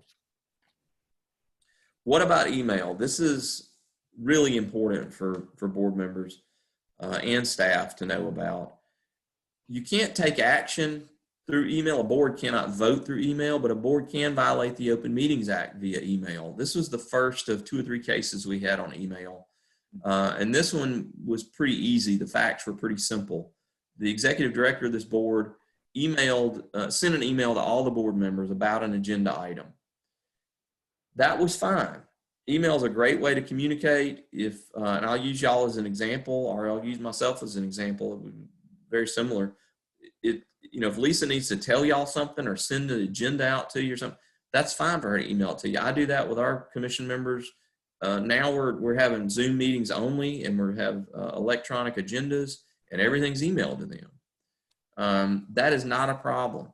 The problem happened here when these board members started responding to the executive director's emails, because they got into a deliberation saying things like, well, here's why I voted against that at the last meeting, and here's why y'all should vote against it at the next meeting. And then another one chimes in, well, I don't think so, I disagree. And they had an entire board deliberation via email, and it involved a quorum of the board. That's no different from all of them getting together at the coffee shop and talking about board business. So what we said in this case, and I don't think I have the other case. No, I don't. What we said in this case was pretty basic. Board members should not use email to communicate with each other about board business. In another case we had, I think it was from Bay St. Louis City Council, we went a little further. The facts were a little different. And we said some other things like board members should not be emailing each other, And when people like in the executive position, like the city clerk or the executive director of a board like me, when people in those positions email the board members, they should blind copy the board members so that they don't accidentally start emailing each other. Now, you know, if the aldermen start emailing each other on their own, there's nothing the city clerk can do about that. But my view of it personally is I think it's my responsibility to my board members to make it easy on them. And I don't want to make it easy on them, but I don't want to make it easy on them to violate the Open Meetings Act. So I blind copy them so that they don't start, you know, deliberating with each other via email. They'd have to go out of their way and forward it. So those are some best practice methods that we have adopted in some other cases. Telephonic meetings, this is particularly important now. This is, I think, what you guys are doing right now as we speak. This statute allows boards to meet by telephone or video conference. Every member of the board can participate by phone or video conference if they'd like to. They can be in different locations. You just got to have one location somehow open to the public. I'll come back to that in a minute with more detail. You've got to have some kind of equipment that allows the board members to hear each other or see and hear each other, and members of the public to hear the deliberations, because the Supreme Court has said members of the public do not have the right to speak at an open meeting, but they do have the right to sit and listen and watch, just like a board member could. And obviously, your votes have to be clearly audible and or visible to other members of the board. If you're having a telephone conference, you know, the person on the phone can't see a show of hands. So you've got to vote in a manner that's clear to everybody. Now, this has raised a lot of questions since the pandemic started. I think mid-March was when we started getting questions from all sorts of people at all sorts of boards. Basically, the same basic question: how do we comply with the state health officers' orders and comply with the Open Meetings Act? And so we issued a statement on this. We put it on our website, and this is a description of it. The first thing we said was, first and foremost, follow all the public health recommendations. I had several people with boards of supervisors to call me and say, well, we got 5 board members, and then we got people who by law have to be in the meeting, the chancery clerk, the sheriff, we have the board attorney, we have this person, that person. We're up to 10 people just with the board members and staff. And I said, well, then the state health officer says, don't let anybody else in. So you've got to find a way to comply with the public health orders and comply as best you can with the Open Meetings Act. So we have recommended to everybody that they use teleconference and video conference as much as possible. We use Zoom for our commission meetings. We post the Zoom link on our website, and so any member of the public can join in. We record all our meetings so that if somebody can't be at the meeting in person, they can go back and watch it later. All they have to do is email us and ask for a copy of the recording, and we can send that to them. You know, you have to provide a copy of your agenda to the public to some extent, as the short version there, to some extent during the meeting, and it's being made available. We do that by sharing the agenda on screen and scrolling through it, so everybody's looking at the same thing. We've had members of the public show up for some of our meetings, and they can see exactly what we're talking about because we're scrolling through the meeting on screen. We've not had anybody try to come to any of our meetings in person. I'm not sure what we would do exactly. I'm at all those meetings at the office. Normally the assistant director and I are the only people in the room. So it's possible to keep your distance and wear a mask and be safe. It's a relatively large room. But those are just examples of what we're doing to try to comply with our own advice. There's not a silver bullet here, or there's certainly not just one way to do this. But the general principle is, as I said, do everything you can to protect public health and ensure transparency. And I appreciate y'all having this meeting by Zoom today. I had, there was one last week, a seminar I was going to do last week where they had the meeting, and I thought they were having the meeting in person. I asked if there was a Zoom option. There was. I think I was the only person participating by Zoom. It worked pretty well. They had me up on the screen in front of everybody, but they had a lot of people in one room, and from what I could see, not everybody was observing all the, you know, the public health recommendations all the time. And I've witnessed that at some presentations I've had to do in person as well. So, you know, nobody nobody needs to get sick or get anybody else sick. And so I appreciate y'all doing it this way today. And hopefully everybody around the state will do what they can to keep everybody safe. You know, Tom, we we reached out to Dr. Dobbs. He's been a really good partner throughout the whole pandemic and answer any questions we have or whatever. But we reached out to him and just said, okay, best practice, last executive order, what's the option? We wanted to be able to meet in person, but we knew that to protect everybody's health, this was the right approach. So he agreed. And then with respect to the recordings, we post the recordings. So people, if they miss the meeting, they don't have to call or they don't have to fill out public records request or anything. It's online. So they can actually go on and find the link to the recording and listen to the meeting. So we're trying to take it even a step further so that we are totally transparent in what we do. Yeah, and you can make a really good argument that what y'all are doing is far more transparent and provides far more public access than the way we used to do it, having an in-person meeting and not recording it. Right. So I think it would be really hard for anybody to argue that you're violating the Open Meetings Act under those circumstances, even if they're not able to physically go to a meeting place. Yeah, and we're here. I mean, we're in the office. So if somebody did want to come, they certainly could come. The three of us are here and we can social distance. So. Yeah, and that's probably what we would do under those circumstances too, if somebody wanted to come. And we're open too. We're rotating a skeleton crew through the office. And I'm glad we've done that because one of our people had a positive antibody test. One had a child at home who was positive. And I found out today our accountant has been exposed and is getting tested. So, and we've got high risk people in the office. So it pays to be careful. And, nowadays, most of us can do most everything we need to do remotely. That's right. I realized very quickly the only thing that you have to be in the office for is to check the mail. And we're doing that. Somebody checks the mail every day, they scan it, distribute it. As long as we don't have computer problems or we overcome them like I did this morning, then it works pretty well. Okay, so I'll quickly go through the most complicated part of this. Executive session procedure. This is what the Supreme Court said 31 years ago about the executive session procedure.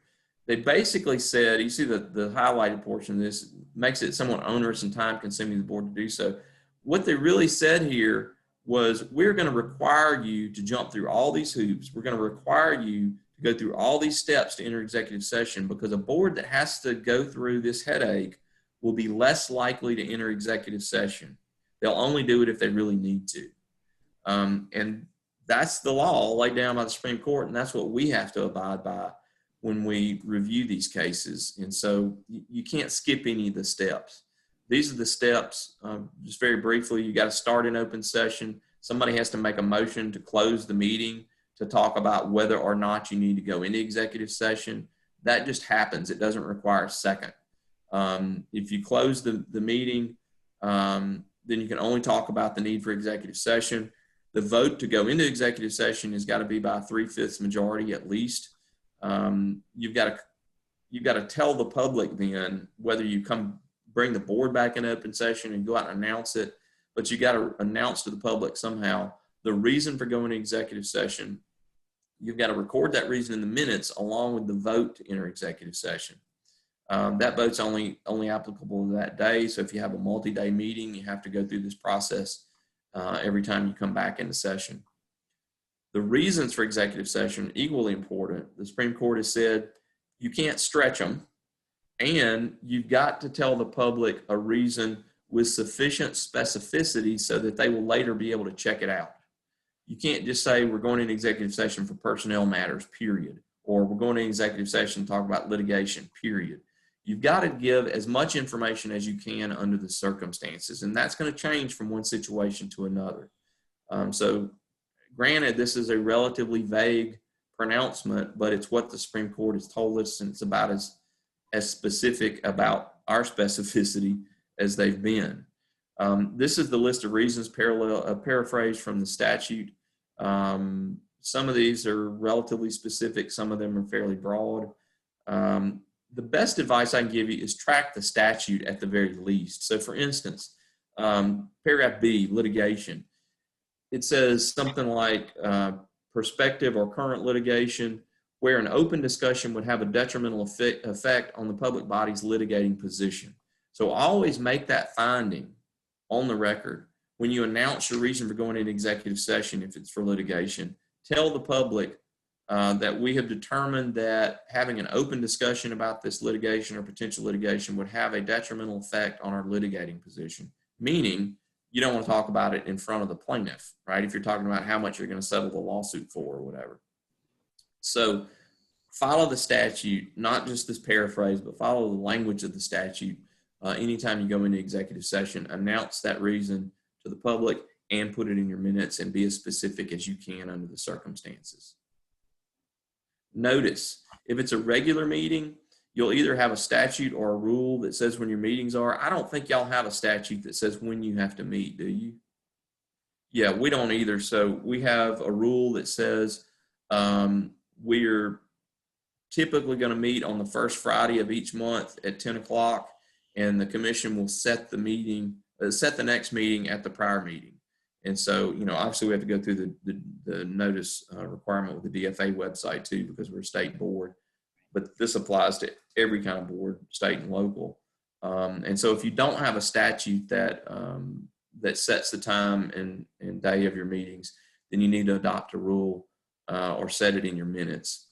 If you're having a special meeting or recess or adjourn meeting, then you have to post special notice, and you have to do that by putting a copy of the notice in a prominent place, like on the front door of your office. You also have to put a copy of that notice in your minutes. So if today is, for instance, if this is a special meeting, then you have to provide special notice, and you have to put the copy of the notice in your minutes.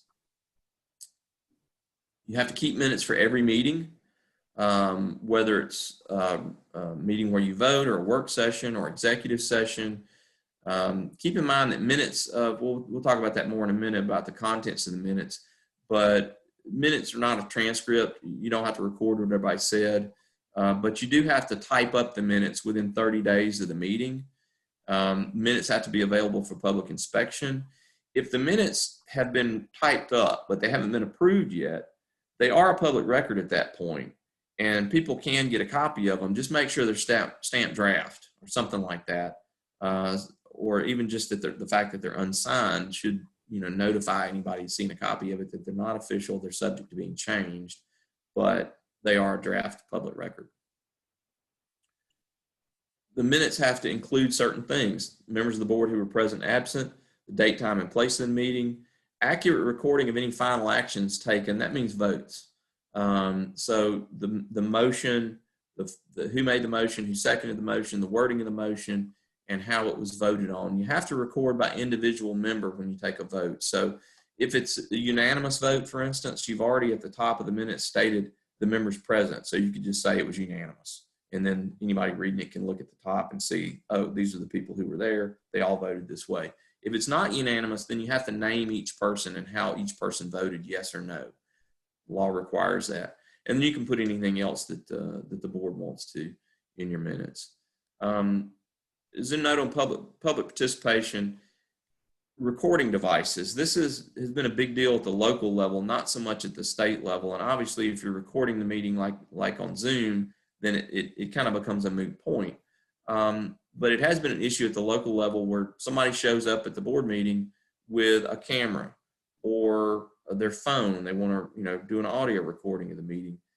As long as the public is allowed to be in the meeting, then they're also allowed to record the meeting, as long as they're not being disruptive. Now, boards can make and enforce rules to govern the conduct of people attending the meeting. So, you know, just because you can have a camera in the meeting doesn't mean you can, you know, stick it in people's faces or make noise or otherwise be disruptive. You can make people behave, but they are allowed to record the meeting as long as it's a public meeting and an open meeting and they're allowed in the room. When they leave, they have to take their cameras or recording devices with them. So if you go into executive session, they can't stay in the room, and they can't leave their camera in the room. Public comment. I mentioned earlier, the law does not give members of the public a right to speak at the meeting. Members of the public can watch and listen, but they don't have a right to speak. You can adopt a rule or rules that allow for public comment. And if you do that, my advice is follow your rules. Don't let people talk more. If you like what they're saying, don't cut them off early. If you don't like what they're saying, have a rule and stick to it if you're going to allow public comment. Okay, that's everything. I don't think we went over too terribly bad. I didn't want to cut into Lisa's time too much. This may be the most important thing that I've shown you today is our contact information. We're not hard to find. Anytime you have a question, please get in touch with us. That's what we're here for. Any other questions about anything I talked about today or anything I didn't talk about? Anybody have any questions? Well, if anybody thinks of something later, you're welcome to email me or call me, and I will do my best to answer your question. I try to stay in my lane and not answer questions I don't know the answer to, but I can usually refer you to somebody who does. Tom, I just want to publicly thank you for your support. It's been just a real privilege to be able to work with you, side by side on some of these challenges that we've had and opportunities that we've had to consider some things that have come before the commission this year. So I thank you and your board as well for working with us alongside those questions. So appreciate the partnership and the support. Sure, Lisa, thank you. It's always good to work with smart, competent people. I remember when you were with the Superintendents Association, and I thought they were lucky to have you, and I think the same thing about the authorizer board. I'm sure the members feel that way. Thank you. I'm privileged to be here, and I love what I do, and I'm glad to be a part of this work. You are welcome to stay for my presentation. I hope that you will. If you have time, you can block your picture and eat your lunch if you want to, and or run to the restroom or whatever you need to do. And I think what we'll do now is just take maybe a 5-minute break for everybody, 5 to 10 minutes, and then I'll try to get into my presentation, and hopefully we'll be able to get through that before we take our little lunch break and transition into the board meeting. So if you guys want to take maybe 10 minutes, will that work? And I'll try to roll through mine by 12:15, and we'll have a little time before the installation of our new board member and the board meeting. So if that's good with everybody, that's where we will roll from here. Thanks. All right. We'll see you back in about 10.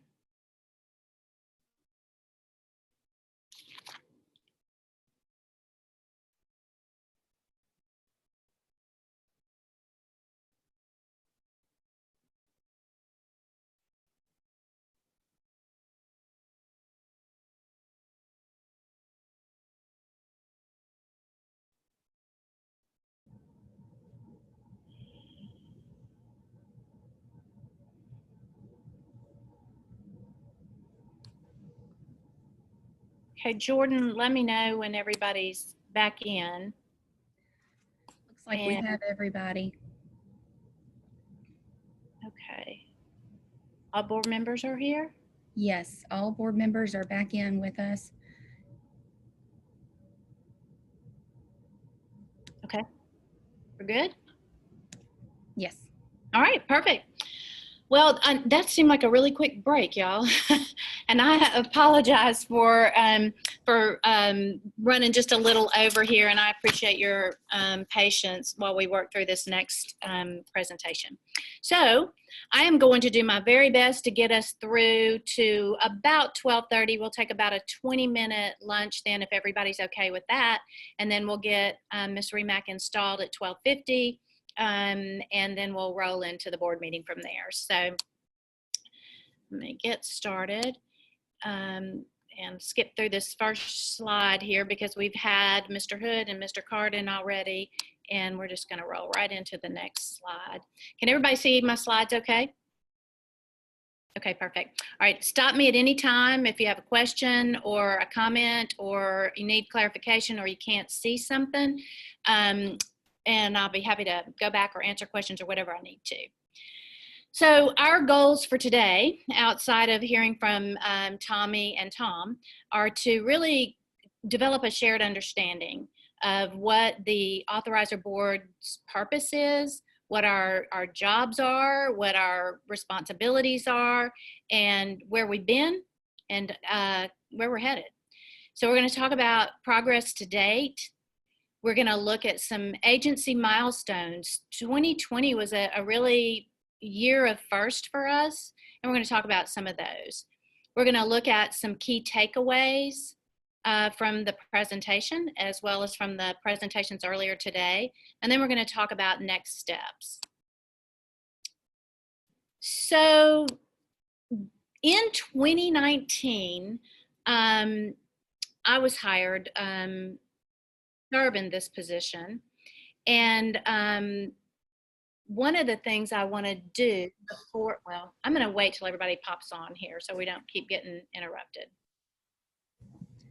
Jordan, you got everybody? Yes, we should be good now, Dr. K. Okay, perfect. All right, so anyway, just as a reminder, I want to go through this slide real quickly. Charter schools are public schools. And I think many of the general public, many of those even in our world, in the public education world, don't understand that. And I think it's really important for us to be on the same page, to speak with one voice about who we are as public schools. And we're simply a part of the public school landscape in Mississippi. And our schools are open to all children. They have no criteria for enrollment. They are subject to annual financial audits. They can't be a for-profit. They're subject to state accountability with respect to the accountability model and state assessments. They have ongoing oversight with respect to their academics, their financials, their organization, and their governance. And charter schools, as you well know, have some flexibility. They have some autonomy, but in exchange for that autonomy and that flexibility, they have high levels of accountability. And I heard from one of our board members the other day, and she was reviewing some things for us, and she said, you know, I just really realized that public charter schools are actually more accountable than our traditional schools. And that's true. And that's true because in addition to the state accountability model, they must meet those standards that are written into the contract, as well as their site-selected indicators, progress to goals there, progress to mission, progress to vision, and their essential terms.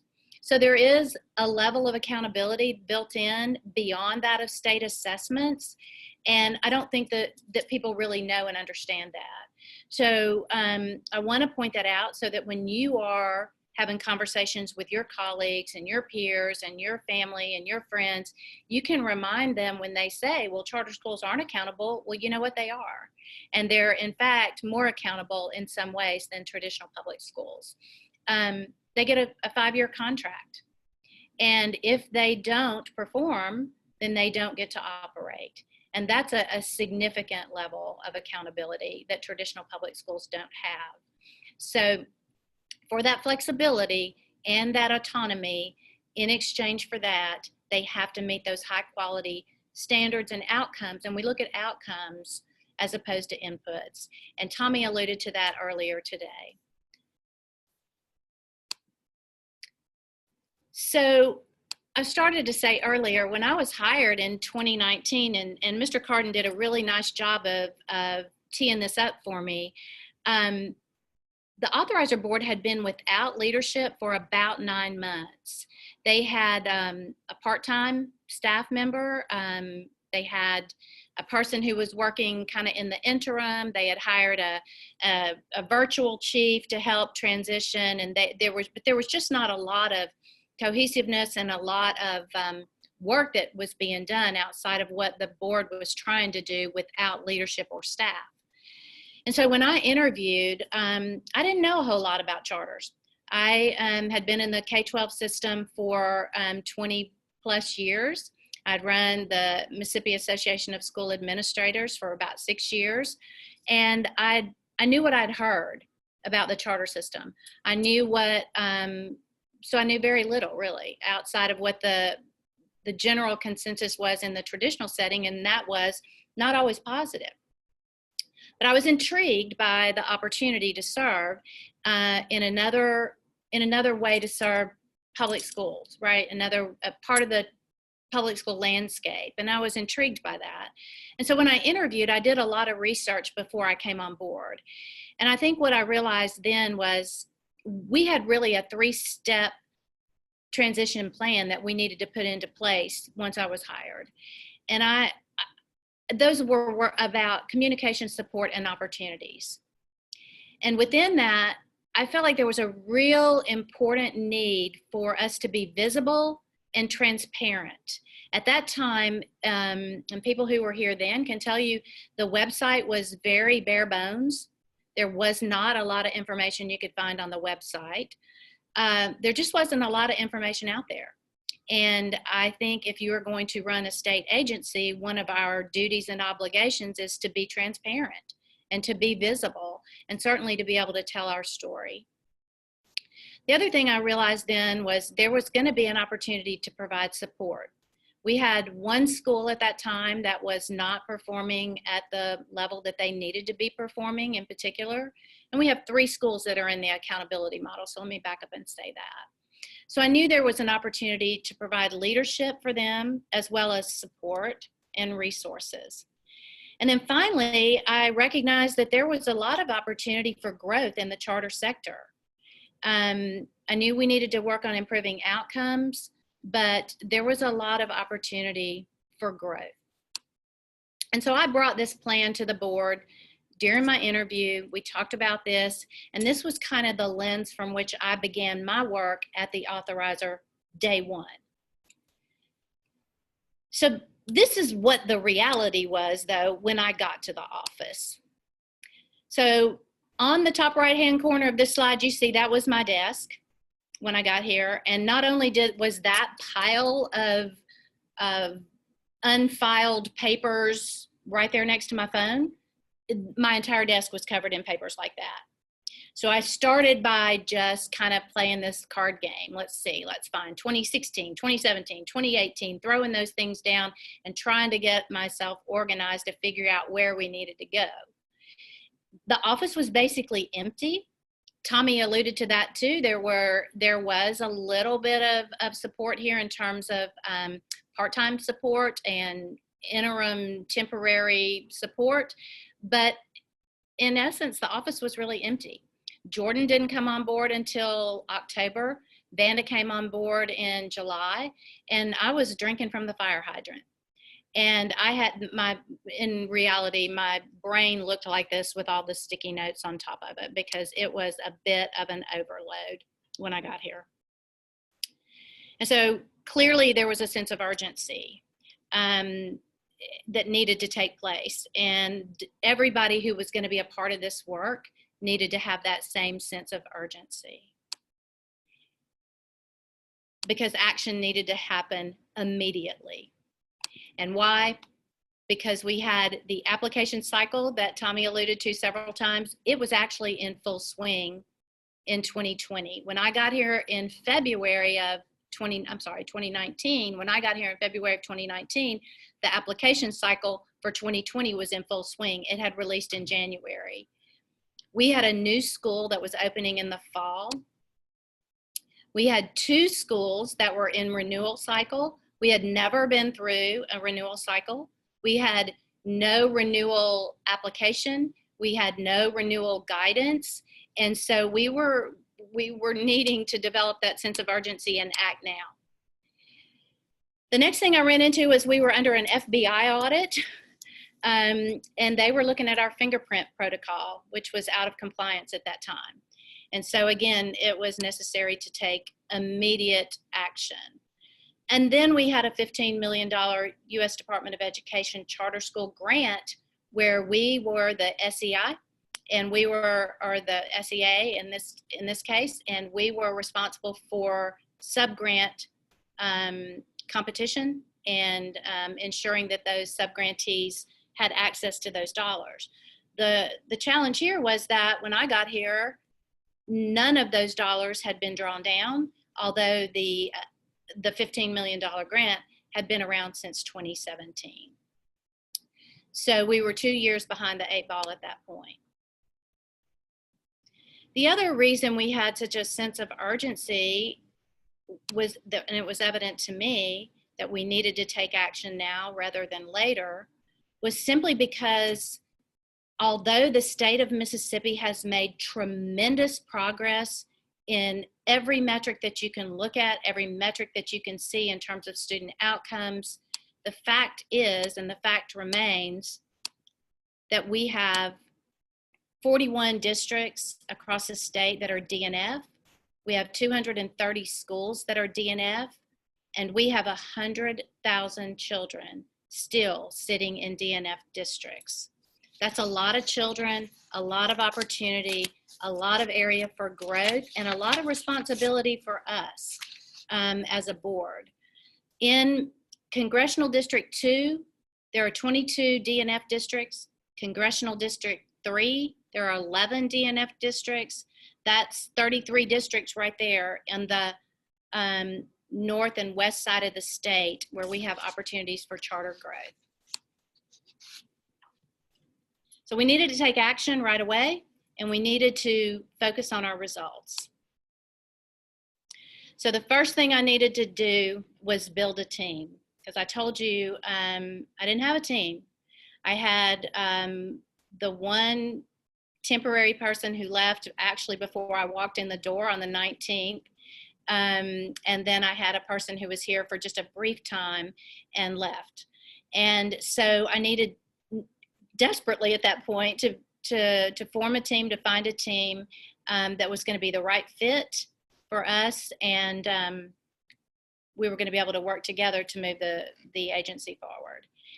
So my slide here is of the Powerpuff Girls. I don't know if you guys know the Powerpuff Girls or not. Those of you that have young children and or young grandchildren may know this dynamic team here, but that's how we feel about ourselves. We call ourselves the Powerpuff Girls because it's just the three of us, and we make a lot of things happen a little at a time. So once I was able to hire Jordan and Vanda and get them into place, and the board gave me permission to create a new position for the Director of Schools and Accountability, which was Vanda, and then to hire Jordan as our administrative assistant. The next thing we needed to do, we needed to be able to build out an agenda for us every single week. We had that sense of urgency, we had a lot of work, and we needed to build out projects immediately.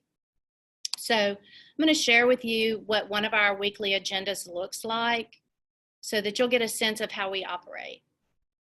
It'll take it just a second to load. And this is one from just back a few weeks back in November. And if I can scroll through here, you'll see every week we have goals, because goals are important for us. So every single week we have a goal for the week. And then we circle back to progress on the update from the previous weeks. And then we talk about our task that we need to complete. You can see that there's a color code there. That system is aligned to your Powerpuff Girls. If you go back, Jordan is blue, Vanda is green, and I'm pink. So we track that every single week, and every single month we have a thought for the month. So, and we take turns doing that. The team here, I couldn't ask for a better team. We build off each other's strengths, we circle back to each other, we support each other, we remind each other, and we work diligently together to get the work done that needs to be done. So that is one document I want to show you, and I hope you'll indulge me throughout this presentation to look at some documents, because we've really been able to build out some successful protocols and practices and procedures and guiding documents that I think are valuable to our work. So the next document I want to share with you is our project management document. And this one, you're going to see we love color. And so this one, if it's highlighted in purple, that means it's done. So we like it when a lot of purple is done, right? But on the left-hand side, you'll see who owns that work. So the very first thing at the top, you can look and see that annual report is my responsibility. The start date, the project, the dates for check-in, and when the target date is. But this is how we track our projects. Whatever that project is, who owns it, who supports it, how we'll monitor it, how we'll check in on it, when we'll check in on it, and then if we need to throw in a timeline that's revised in this case, we can pop that in and know that we needed to update this timeline on this work. And we work from that document every week. And please, y'all stop me if you have a question. All right, so moving on. So I talked a little bit about goals. And goals are incredibly important, not only to us internally, but to us as a board.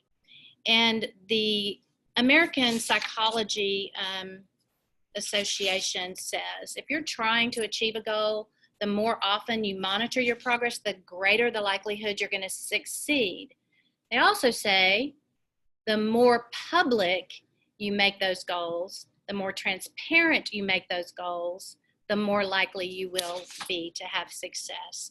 So if you record them, you make them public, the more likely you will be to accomplish those goals. I'm clicking myself here, so give me just a second there.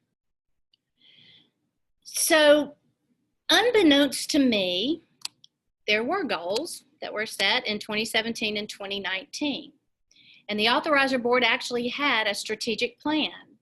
And that strategic plan included strategic priorities and goals and objectives from 2017 to 2019. And this is some of the work that Tommy was talking about that was set prior to me coming on board. So I didn't know that was around. I found it by accident. But I think the good news is that it tracks beautifully with the 3-step transition plan that I brought in. The first strategic priority is to expand high quality charter options. And the second then is to ensure the quality of those authorized charter schools. And we talked a bit about outcomes-based accountability and oversight and respecting the charter school's autonomy. And then to establish sound practices for organizations to ensure that our protocols that we have are effective and they're transparent. 3 primary strategic goals and then the objectives underneath those. And again, I think you can track back to what the original transition plan that I had. These, I think, blend and marry together beautifully. So we were on the right track. We just didn't know we were on the right track until we found the strategic plan. So having said that, we can move into where we are now. And with respect to strategic goal number 1 or strategic priority number 1 and the expansion of high quality charter schools, the schools that you see indicated right there on the screen right now, those are schools that were here when I got here in 2019. Since that time, we've been able to open Ambition Prep, and I'm going to click. We've opened LaFleur Legacy Academy. We have approved SR1 College Prep and STEM Academy. And then we have 2 schools that are in delayed status, Revive Prep and Republic High School. So we are expanding. We're expanding beyond the Jackson area. We have 2 schools in the Delta now, and we are moving into Canton in 2022. And so we are expanding, but think back about those options and opportunities that we have in the congressional districts, where those charter deserts are, where there is a lot of opportunity. Those are the areas we really want to focus on going forward. So the next thing was an objective underneath that strategic priority, and that was to establish partnerships with local nonprofits and universities. Well, the good news was that the authorizer board already had some partnerships. They had a partnership with Mississippi First. They had a partnership with Empower Mississippi. And so those were relationships and strategic partners that partnerships that we already had in place. The goal there was to strengthen those partnerships, to continue building those partnerships and those relationships. And when you say partnerships, I think that's important, but I think the word relationship is as much as important, if not more important. Let me talk about that a little bit more in detail when we get toward the end of the presentation. But one of the new areas of opportunity that we've taken advantage of is the American Center for Transforming Education. and Mississippi State University, the research and curriculum unit. We have been in early conversations with them on some new potential partnerships and opportunities that may be moving into as early as next year. The next slide here is about public relations. Another objective under strategic priority number 1 was to increase charter school awareness through targeted outreach, to create a public information campaign, and to increase charter school awareness throughout the state. Well, that's important. The important message there is to increase the awareness and the information in the right way. Because again, there are so many myths out there. I think telling our story and telling it accurately and helping people understand who we really are is one of the leverage points that we can pull from this information campaign. And so we've started that. We're not where we need to be, but we have taken great steps in the past year and a half to move forward with that. So in partnership with Mississippi First, we have done recently two annual parent surveys. We have our annual report that I'm proud to say that's gone out in the past 2 years. That's a legislatively driven annual report. For those of you that are on the board, you know that, and that's gone to the legislature as well as our friends of the authorizer board. Additionally, we've done recruitment packets. I think Tommy alluded to this earlier too. We have a real opportunity to reach out to others, not just within the state, who are interested in opening a charter school, but some of the national CMOs that are out there. And we have begun, because we've not been able to secure some technical assistance to do this work for us, we've actually done this work ourselves. And so we are putting out recruitment packets, sending those out to multiple places, multiple locations throughout the nation, and encouraging folks to join us in the application cycle. And hopefully we will have more applicants this year than we did last year. We are doing press releases. We're doing letters to the editor. We're engaging the local media. We have some promotional push cards. We have developed a brand guide. And I mentioned earlier the website. If you haven't taken a look at the website, please do. It is incredibly robust. It's transparent. I don't think there's anything that anybody could be looking for that they can't find on that website. Kudos to Jordan again for working through that. She has been a master at making that happen. She's worked with ITS, she's worked with other folks to make that happen, but all the heavy lifting has gone to her, and she has made it an incredibly interactive and valuable resource, not only for us, but for those interested parties in maybe becoming a part of the charter school landscape in Mississippi. We're also on social media. I do our Twitter. So if you're on Twitter, follow me on Twitter. I like to get out there and talk about the good things that we have happening, and then be a part of that as well. It exposes us, right? So the people I follow now know who we are, and I've been able to engage with some people as a marketing in a marketing effort through Twitter. Additionally, with respect to that, one of the goals was to complete an annual outreach calendar. And last year, prior to COVID, we had on our to-do list an Excellence Through Options tour. And I had planned to go to each congressional district, partner with my board members who were in those districts, and have some public meetings just to talk about what the options are, talk about, again, who we are, what we do, the opportunities that are there for families and opportunities that are there for children, and really engage in the communities so that people understand more about what we do and who we are. That's an opportunity for this year, and I'm hopeful that COVID will go away and we can get out there and do some of this. If it doesn't, I think our next best option is to do this similar to what we're doing now, to have some public meetings that people can engage in, as well as, if you look down at the final bullet there, do some short informational videos that we can post here on our website and on Twitter as well. I was fortunate this year to be able to do a radio interview with MPB on their Education Connection. That is on the website, and if you haven't listened to it, I encourage you to do so. Last year, I met with all of our legislators. I was able to do the first presentation actually to a joint session. I won't say it's a joint session, but the House Ed and members of the Senate were down in the House Education Committee, and I was able to share with them a little bit about, again, who we are, what we do, how many schools we have, how we're held accountable, and answer some questions from the legislators that were involved in that meeting. I will say we have friends over there. Senator DeBar and Representative Bennett are great partners and willing to work with us on legislative amendments that we may have to bring forward to them this year.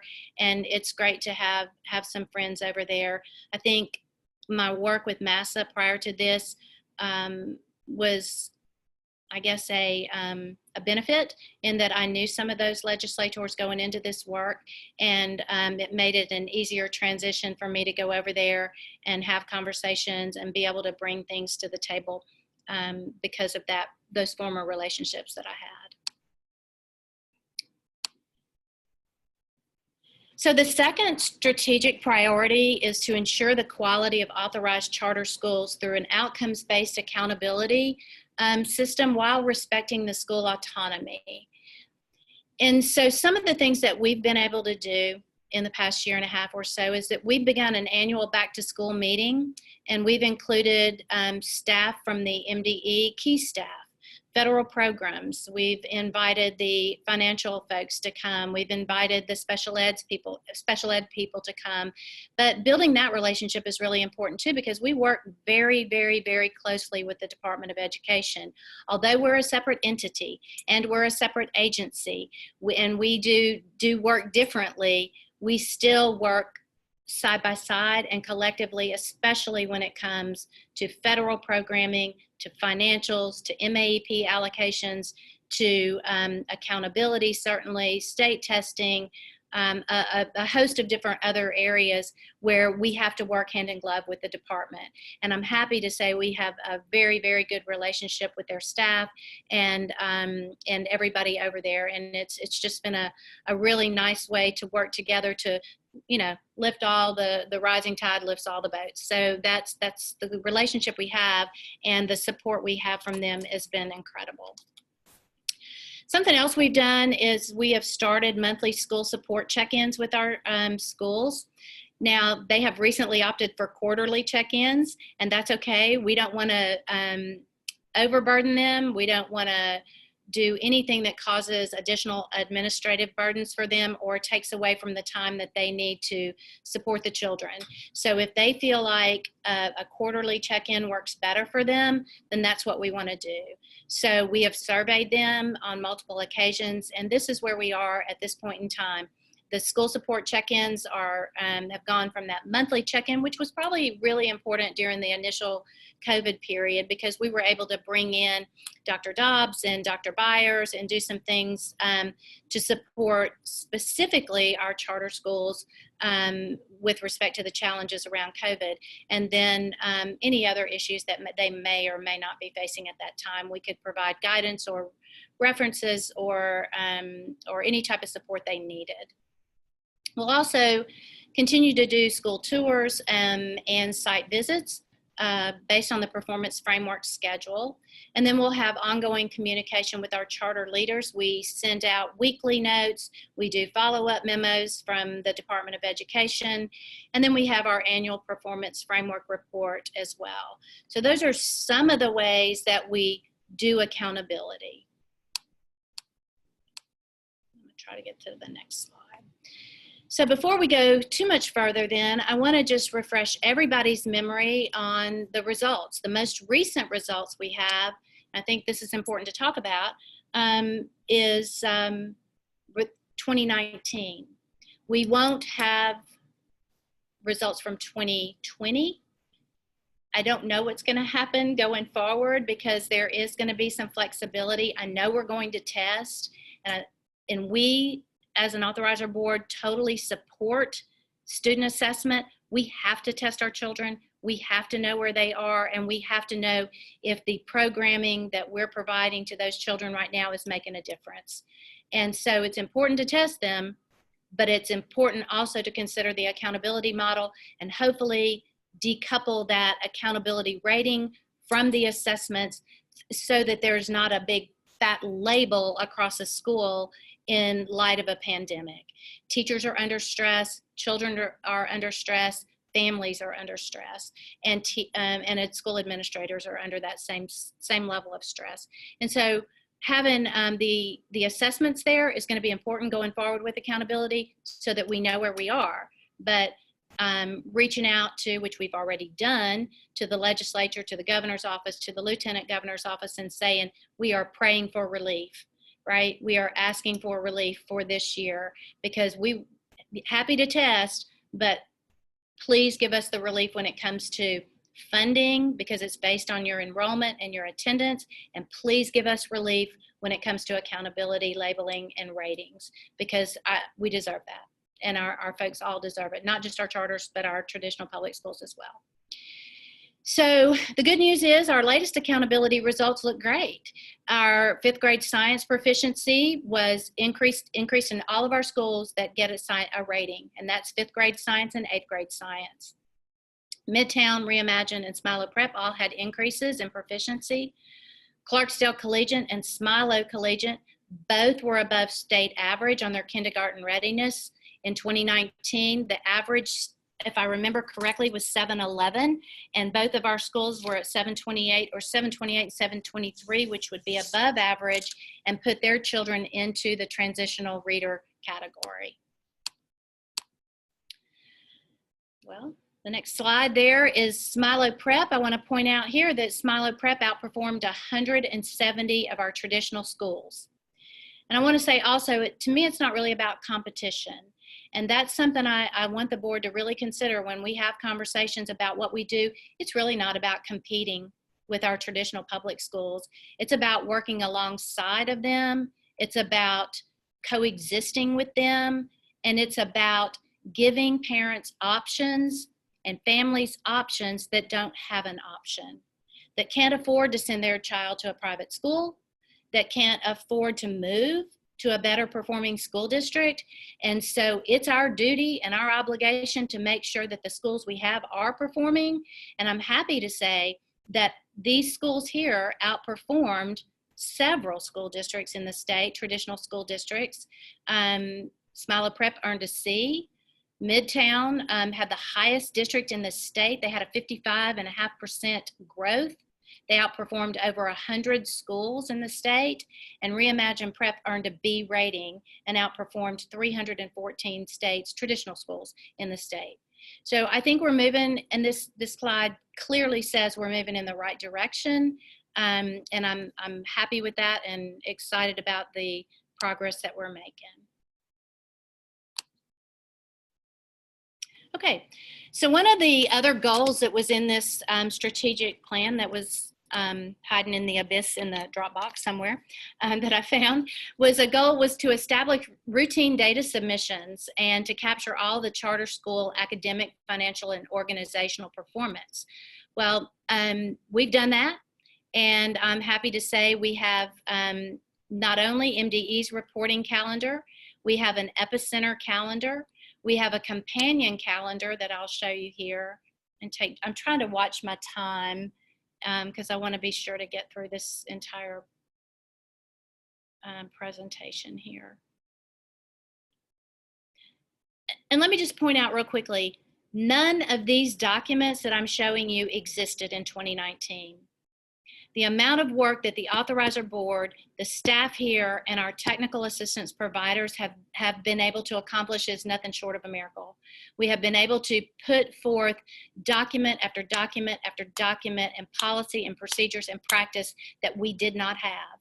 And all of these documents, resources will benefit our schools and benefit us in terms of our efficiency.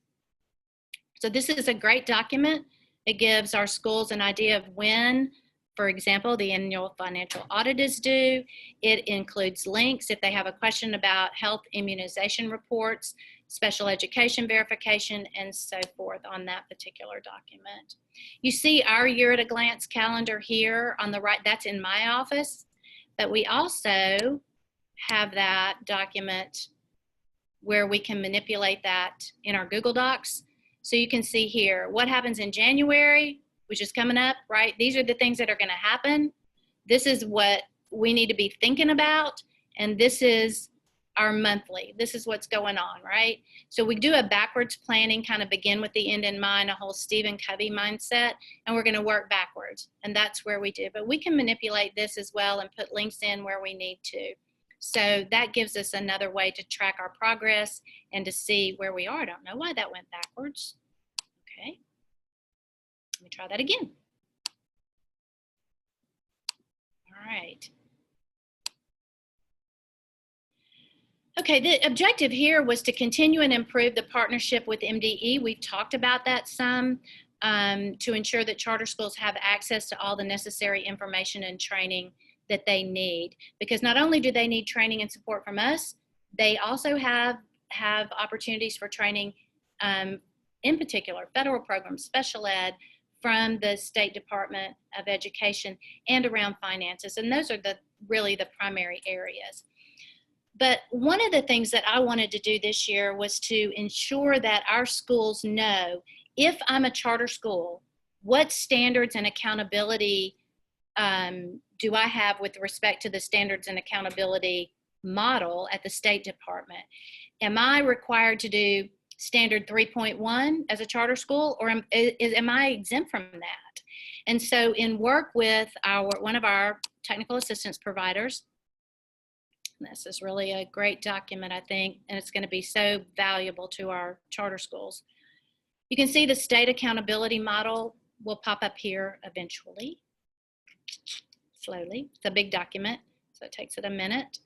And I'm going to try to scroll down so you can get an idea of what this document will look like. This is part of the toolkit that we're developing for resources for the charters. Okay, so for example, you can see right here, Section 2 is not applicable to charters. So again, if I'm a new charter school, or even if I've been here a while, and I need to know, is this applicable to me? Do I have autonomy? Do I have flexibility? You know what? I can go to this document right here and know, yep, you know what? Section 2, not applicable to me. This is all referenced in our statute under 372847, and it's in the performance framework. And that would be our Avery column, so I'm not going to be able to talk hard right now. Sorry about that. But a great document, I think, a super resource. There will be, okay, here's another standard. This is applicable to charters. The charter schools must comply with all federal audit and requirements. So this is all about federal reporting, federal audits, and so forth and so on. But a really nice document for every one of our schools to be able to access at their fingertips. The other document here that I want to point out is the toolkit. So I had envisioned what this toolkit might look like. We knew we needed to develop one. It was in the CSP grant. It was actually in the strategic plan that I found. And so we knew that we needed to develop a support toolkit for our charter schools. And I had envisioned what I wanted this to look like. I wanted it to be a document that every one of our schools could go to, and they could open up that toolkit and they could pull out what they need. Well, I have a question about governance. Where do I go for it? Well, I have a question about what's on my pre-opening checklist. Where do I go for that? Well, I'm really confused about what the charter law says or the contract says. So where do I go for that? How do I access that at my fingertips and with my team, with my staff? How do I do that? Well, this is how they're going to be able to do that now. Anybody that has a question about anything regarding an application interview preparation, Tommy alluded to the value of those capacity interviews. Not only do they have a PowerPoint, they actually have a video that they can access. So applicants can go here. They have, if they have questions about governance and oversight at their school, there's a video and there is a PowerPoint presentation there. And since we're running low on time, I won't take you through those. But there's also for approved schools. So what if I'm a brand new school and I'm hiring people and I need to know what is the fingerprint process now? Remember, we were under an FBI audit. Well, now I know I can pull up this document and it's going to take me exactly where I need to be. I'm going to know MCSAB is going to send us those fingerprint cards. The school is going to give those cards to the applicants. The applicants are going to do this. The applicants are going to do that. And at the end of the day, MCSAB is going to review all of those ORIs that come back, the national cry, and they're going to send a letter to the school saying, yes, this person is employable, or no, they're not. Additionally, we'll have financial overview. We'll have financial service guidance. This is a great document too from MDE. And this is also available in their toolkit. So you can see the Department of Education has a charter school manual. So they have their own manual on what MAP looks like, what federal funding looks like, what SharePoint is, the FETS report, everything that they need to know there. And in addition to that, there's a financial overview PowerPoint available for new charter schools. So if I'm a new charter school and I need to know a little bit more about what that means before I dig into what MDE has, I've got this resource as well at my fingertips. Uh-oh, let me move that out of the way. I'm trying to maneuver all this here, and give me just a minute. I can't click the X. There we go. Uh-oh, I lost y'all. I lost my slideshow there. Okay. Let me see. Okay, so contract, another area, contract comes up a lot. The schools might have a question about what that contract, what it really means, if it's in the statute, what, you know, is it in the framework? What is that? How does that impact me as a charter operator? And we have several different documents here, and I'll just pop in one to show you real quickly. I don't know about everybody else, but I can't see the slideshow anymore. Uh-oh. Anybody else that can't see it? No, we can't see it, Dr. K. I guess it's a screen share. I can't see it. Okay, give me just a minute. Let me see what happened here, guys. Apologies. My technical assistance provider is down the hall, Jordan. I can run in there. Let me see what happened. There it is. Do y'all see it now? Can y'all see it yet? No, I saw just a brief cover sheet, but that was all. And then it went right off. Okay, my toolbar is gone, and Try sharing your screen again, Dr. K. I can't find the toolbar to do it. So let me get. Take your cursor all the way up or all the way down, wherever the toolbar normally is. You may have just inadvertently disappeared it. You see that arrow to the? Yep, click that. Okay, now screen share. All right, give me a minute here. Okay. There it is. Okay, now let me get back to the slide. Okay, y'all know who runs the technical part, and that would not be me. So Jordan is my hero.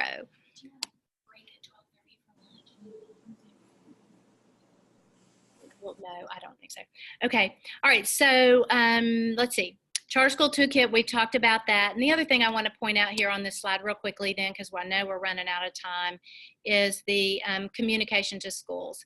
Communication to our schools is incredibly important. They need to hear from us. We need to hear from them. It needs to be two-way communication. But one of the things we started doing this year was to track what we do send, so that if there's ever a question, did we send that to them or did we not send that to them, you can see when there is an email that goes out to them, as well as a note over here. So if it went to just Republic or just to Midtown, what areas of importance were highlighted, so that we can track our communication. And I think that's a really good tool for us internally to make sure that we have. Hey, Dr. K, if you're worried that you're not going to have enough time to get through this the way you want to, I don't have any problem. I don't think anyone else would, with you finding a convenient stopping point and then taking it back up during your time during the board meeting. So I don't want you to feel like you have to rush through this and maybe Okay. go faster than you want to, or leave something off at the end that you really wanted to include. Okay, thank you for that. I'm happy to do whatever I just don't want to overwhelm everybody, and I don't want to miss out on anything. So thank you for that. If anybody has a problem with us shifting into the board meeting to continue this, I can do that, or I can try to wrap up here in the next 15 minutes. I'm at the board's pleasure, whatever you guys want me to do. Either way, I think it's your call. I just don't want you to feel like get to the end of this and feel like you got shortchanged any. Okay. So however you want to. Okay, well, I'll just go for another few minutes and we can break for lunch, and whatever I don't get to, we can actually take up during open session if that's okay with y'all. That's perfect. Thanks. Okay, perfect. All right, so this was one of the really, I think, robust documents that was developed for us in partnership with us by one of our technical assistance providers this year. And this is a contract reference guide, and it actually is broken down into specific areas. And so questions come up a lot of time about waivers and autonomy.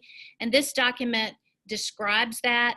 It allows the person to know which section it's in terms of the contract. And then it gives explanatory notes. And also built in here would be links, right? So if I need to go to the framework, I can just pop in here and get straight to the framework if I have a question about that.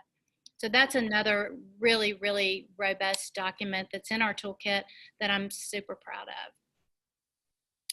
All right. I don't think we saw that last document. We're still on this PowerPoint slide, and I don't know what's you're seeing on your screen, but I see the framework. Do you see the framework now, Jean? No, this is the PowerPoint slide that has the MD logo on it, and where you talked about the communication protocol and the toolkit. So you might have more screens open and you're seeing something we're not. I just wanted you to know that. Thank you. Mm-hmm.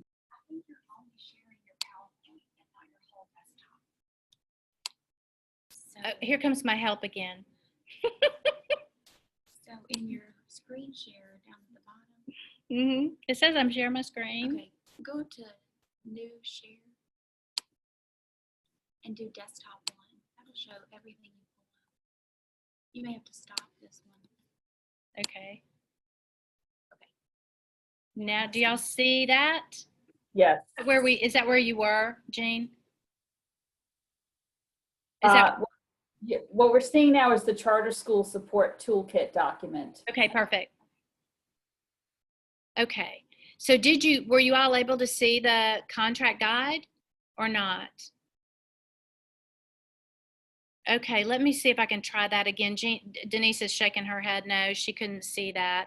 So let me pull up this one and see if you guys can see it. It's operator error on my end, I can tell you. You're doing great. It's so hard to flip between different documents when you're sharing and you can't see your own screen and what we're saying. Okay, can you guys see that? Okay, perfect. This is another companion document to the charter school and contract. This is an outstanding document that we did not have before. It's similar to the standards and accountability document. So this one takes you through the charter contract, and then it tells you what the charter contract says, where it's referenced, and where it is specific to the statute. So this is a really another great resource for our charter schools. Just another document in the toolkit. All right, so now I'm gonna see if I can figure out. Hey, I made it back to the screen. Do y'all see the PowerPoint? It's a win. Okay, so you saw the communication protocol, you've seen the support toolkit, and you've seen the standards and accountability. The only other thing I might point out here is this sign-up sheet. This is new too. One of the things our new schools always need to do is be able to sign up for listservs at the Department of Education. And so this is a new document built out this year for them. And so again, I'm a new school or I'm an operator and I just have a question about who do I need to reach out to about child nutrition. I have where to go for the listserv. I have that target audience information. I have the listserv access, and I have information, the name of the person to contact if I have a question. So these are, just things that I've been able to be built out to support the schools. All right. I go on to the next slide. Alrighty, so the strategic priority number 3 is to establish sound organizational practices and protocols to ensure effective and transparent operation of the authorizer board. And I'm looking at my clock.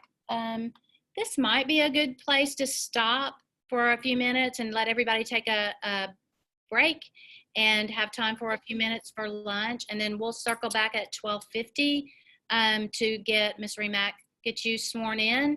And I can run through this during my my presentation during open meeting, and then we can work through the rest of it then.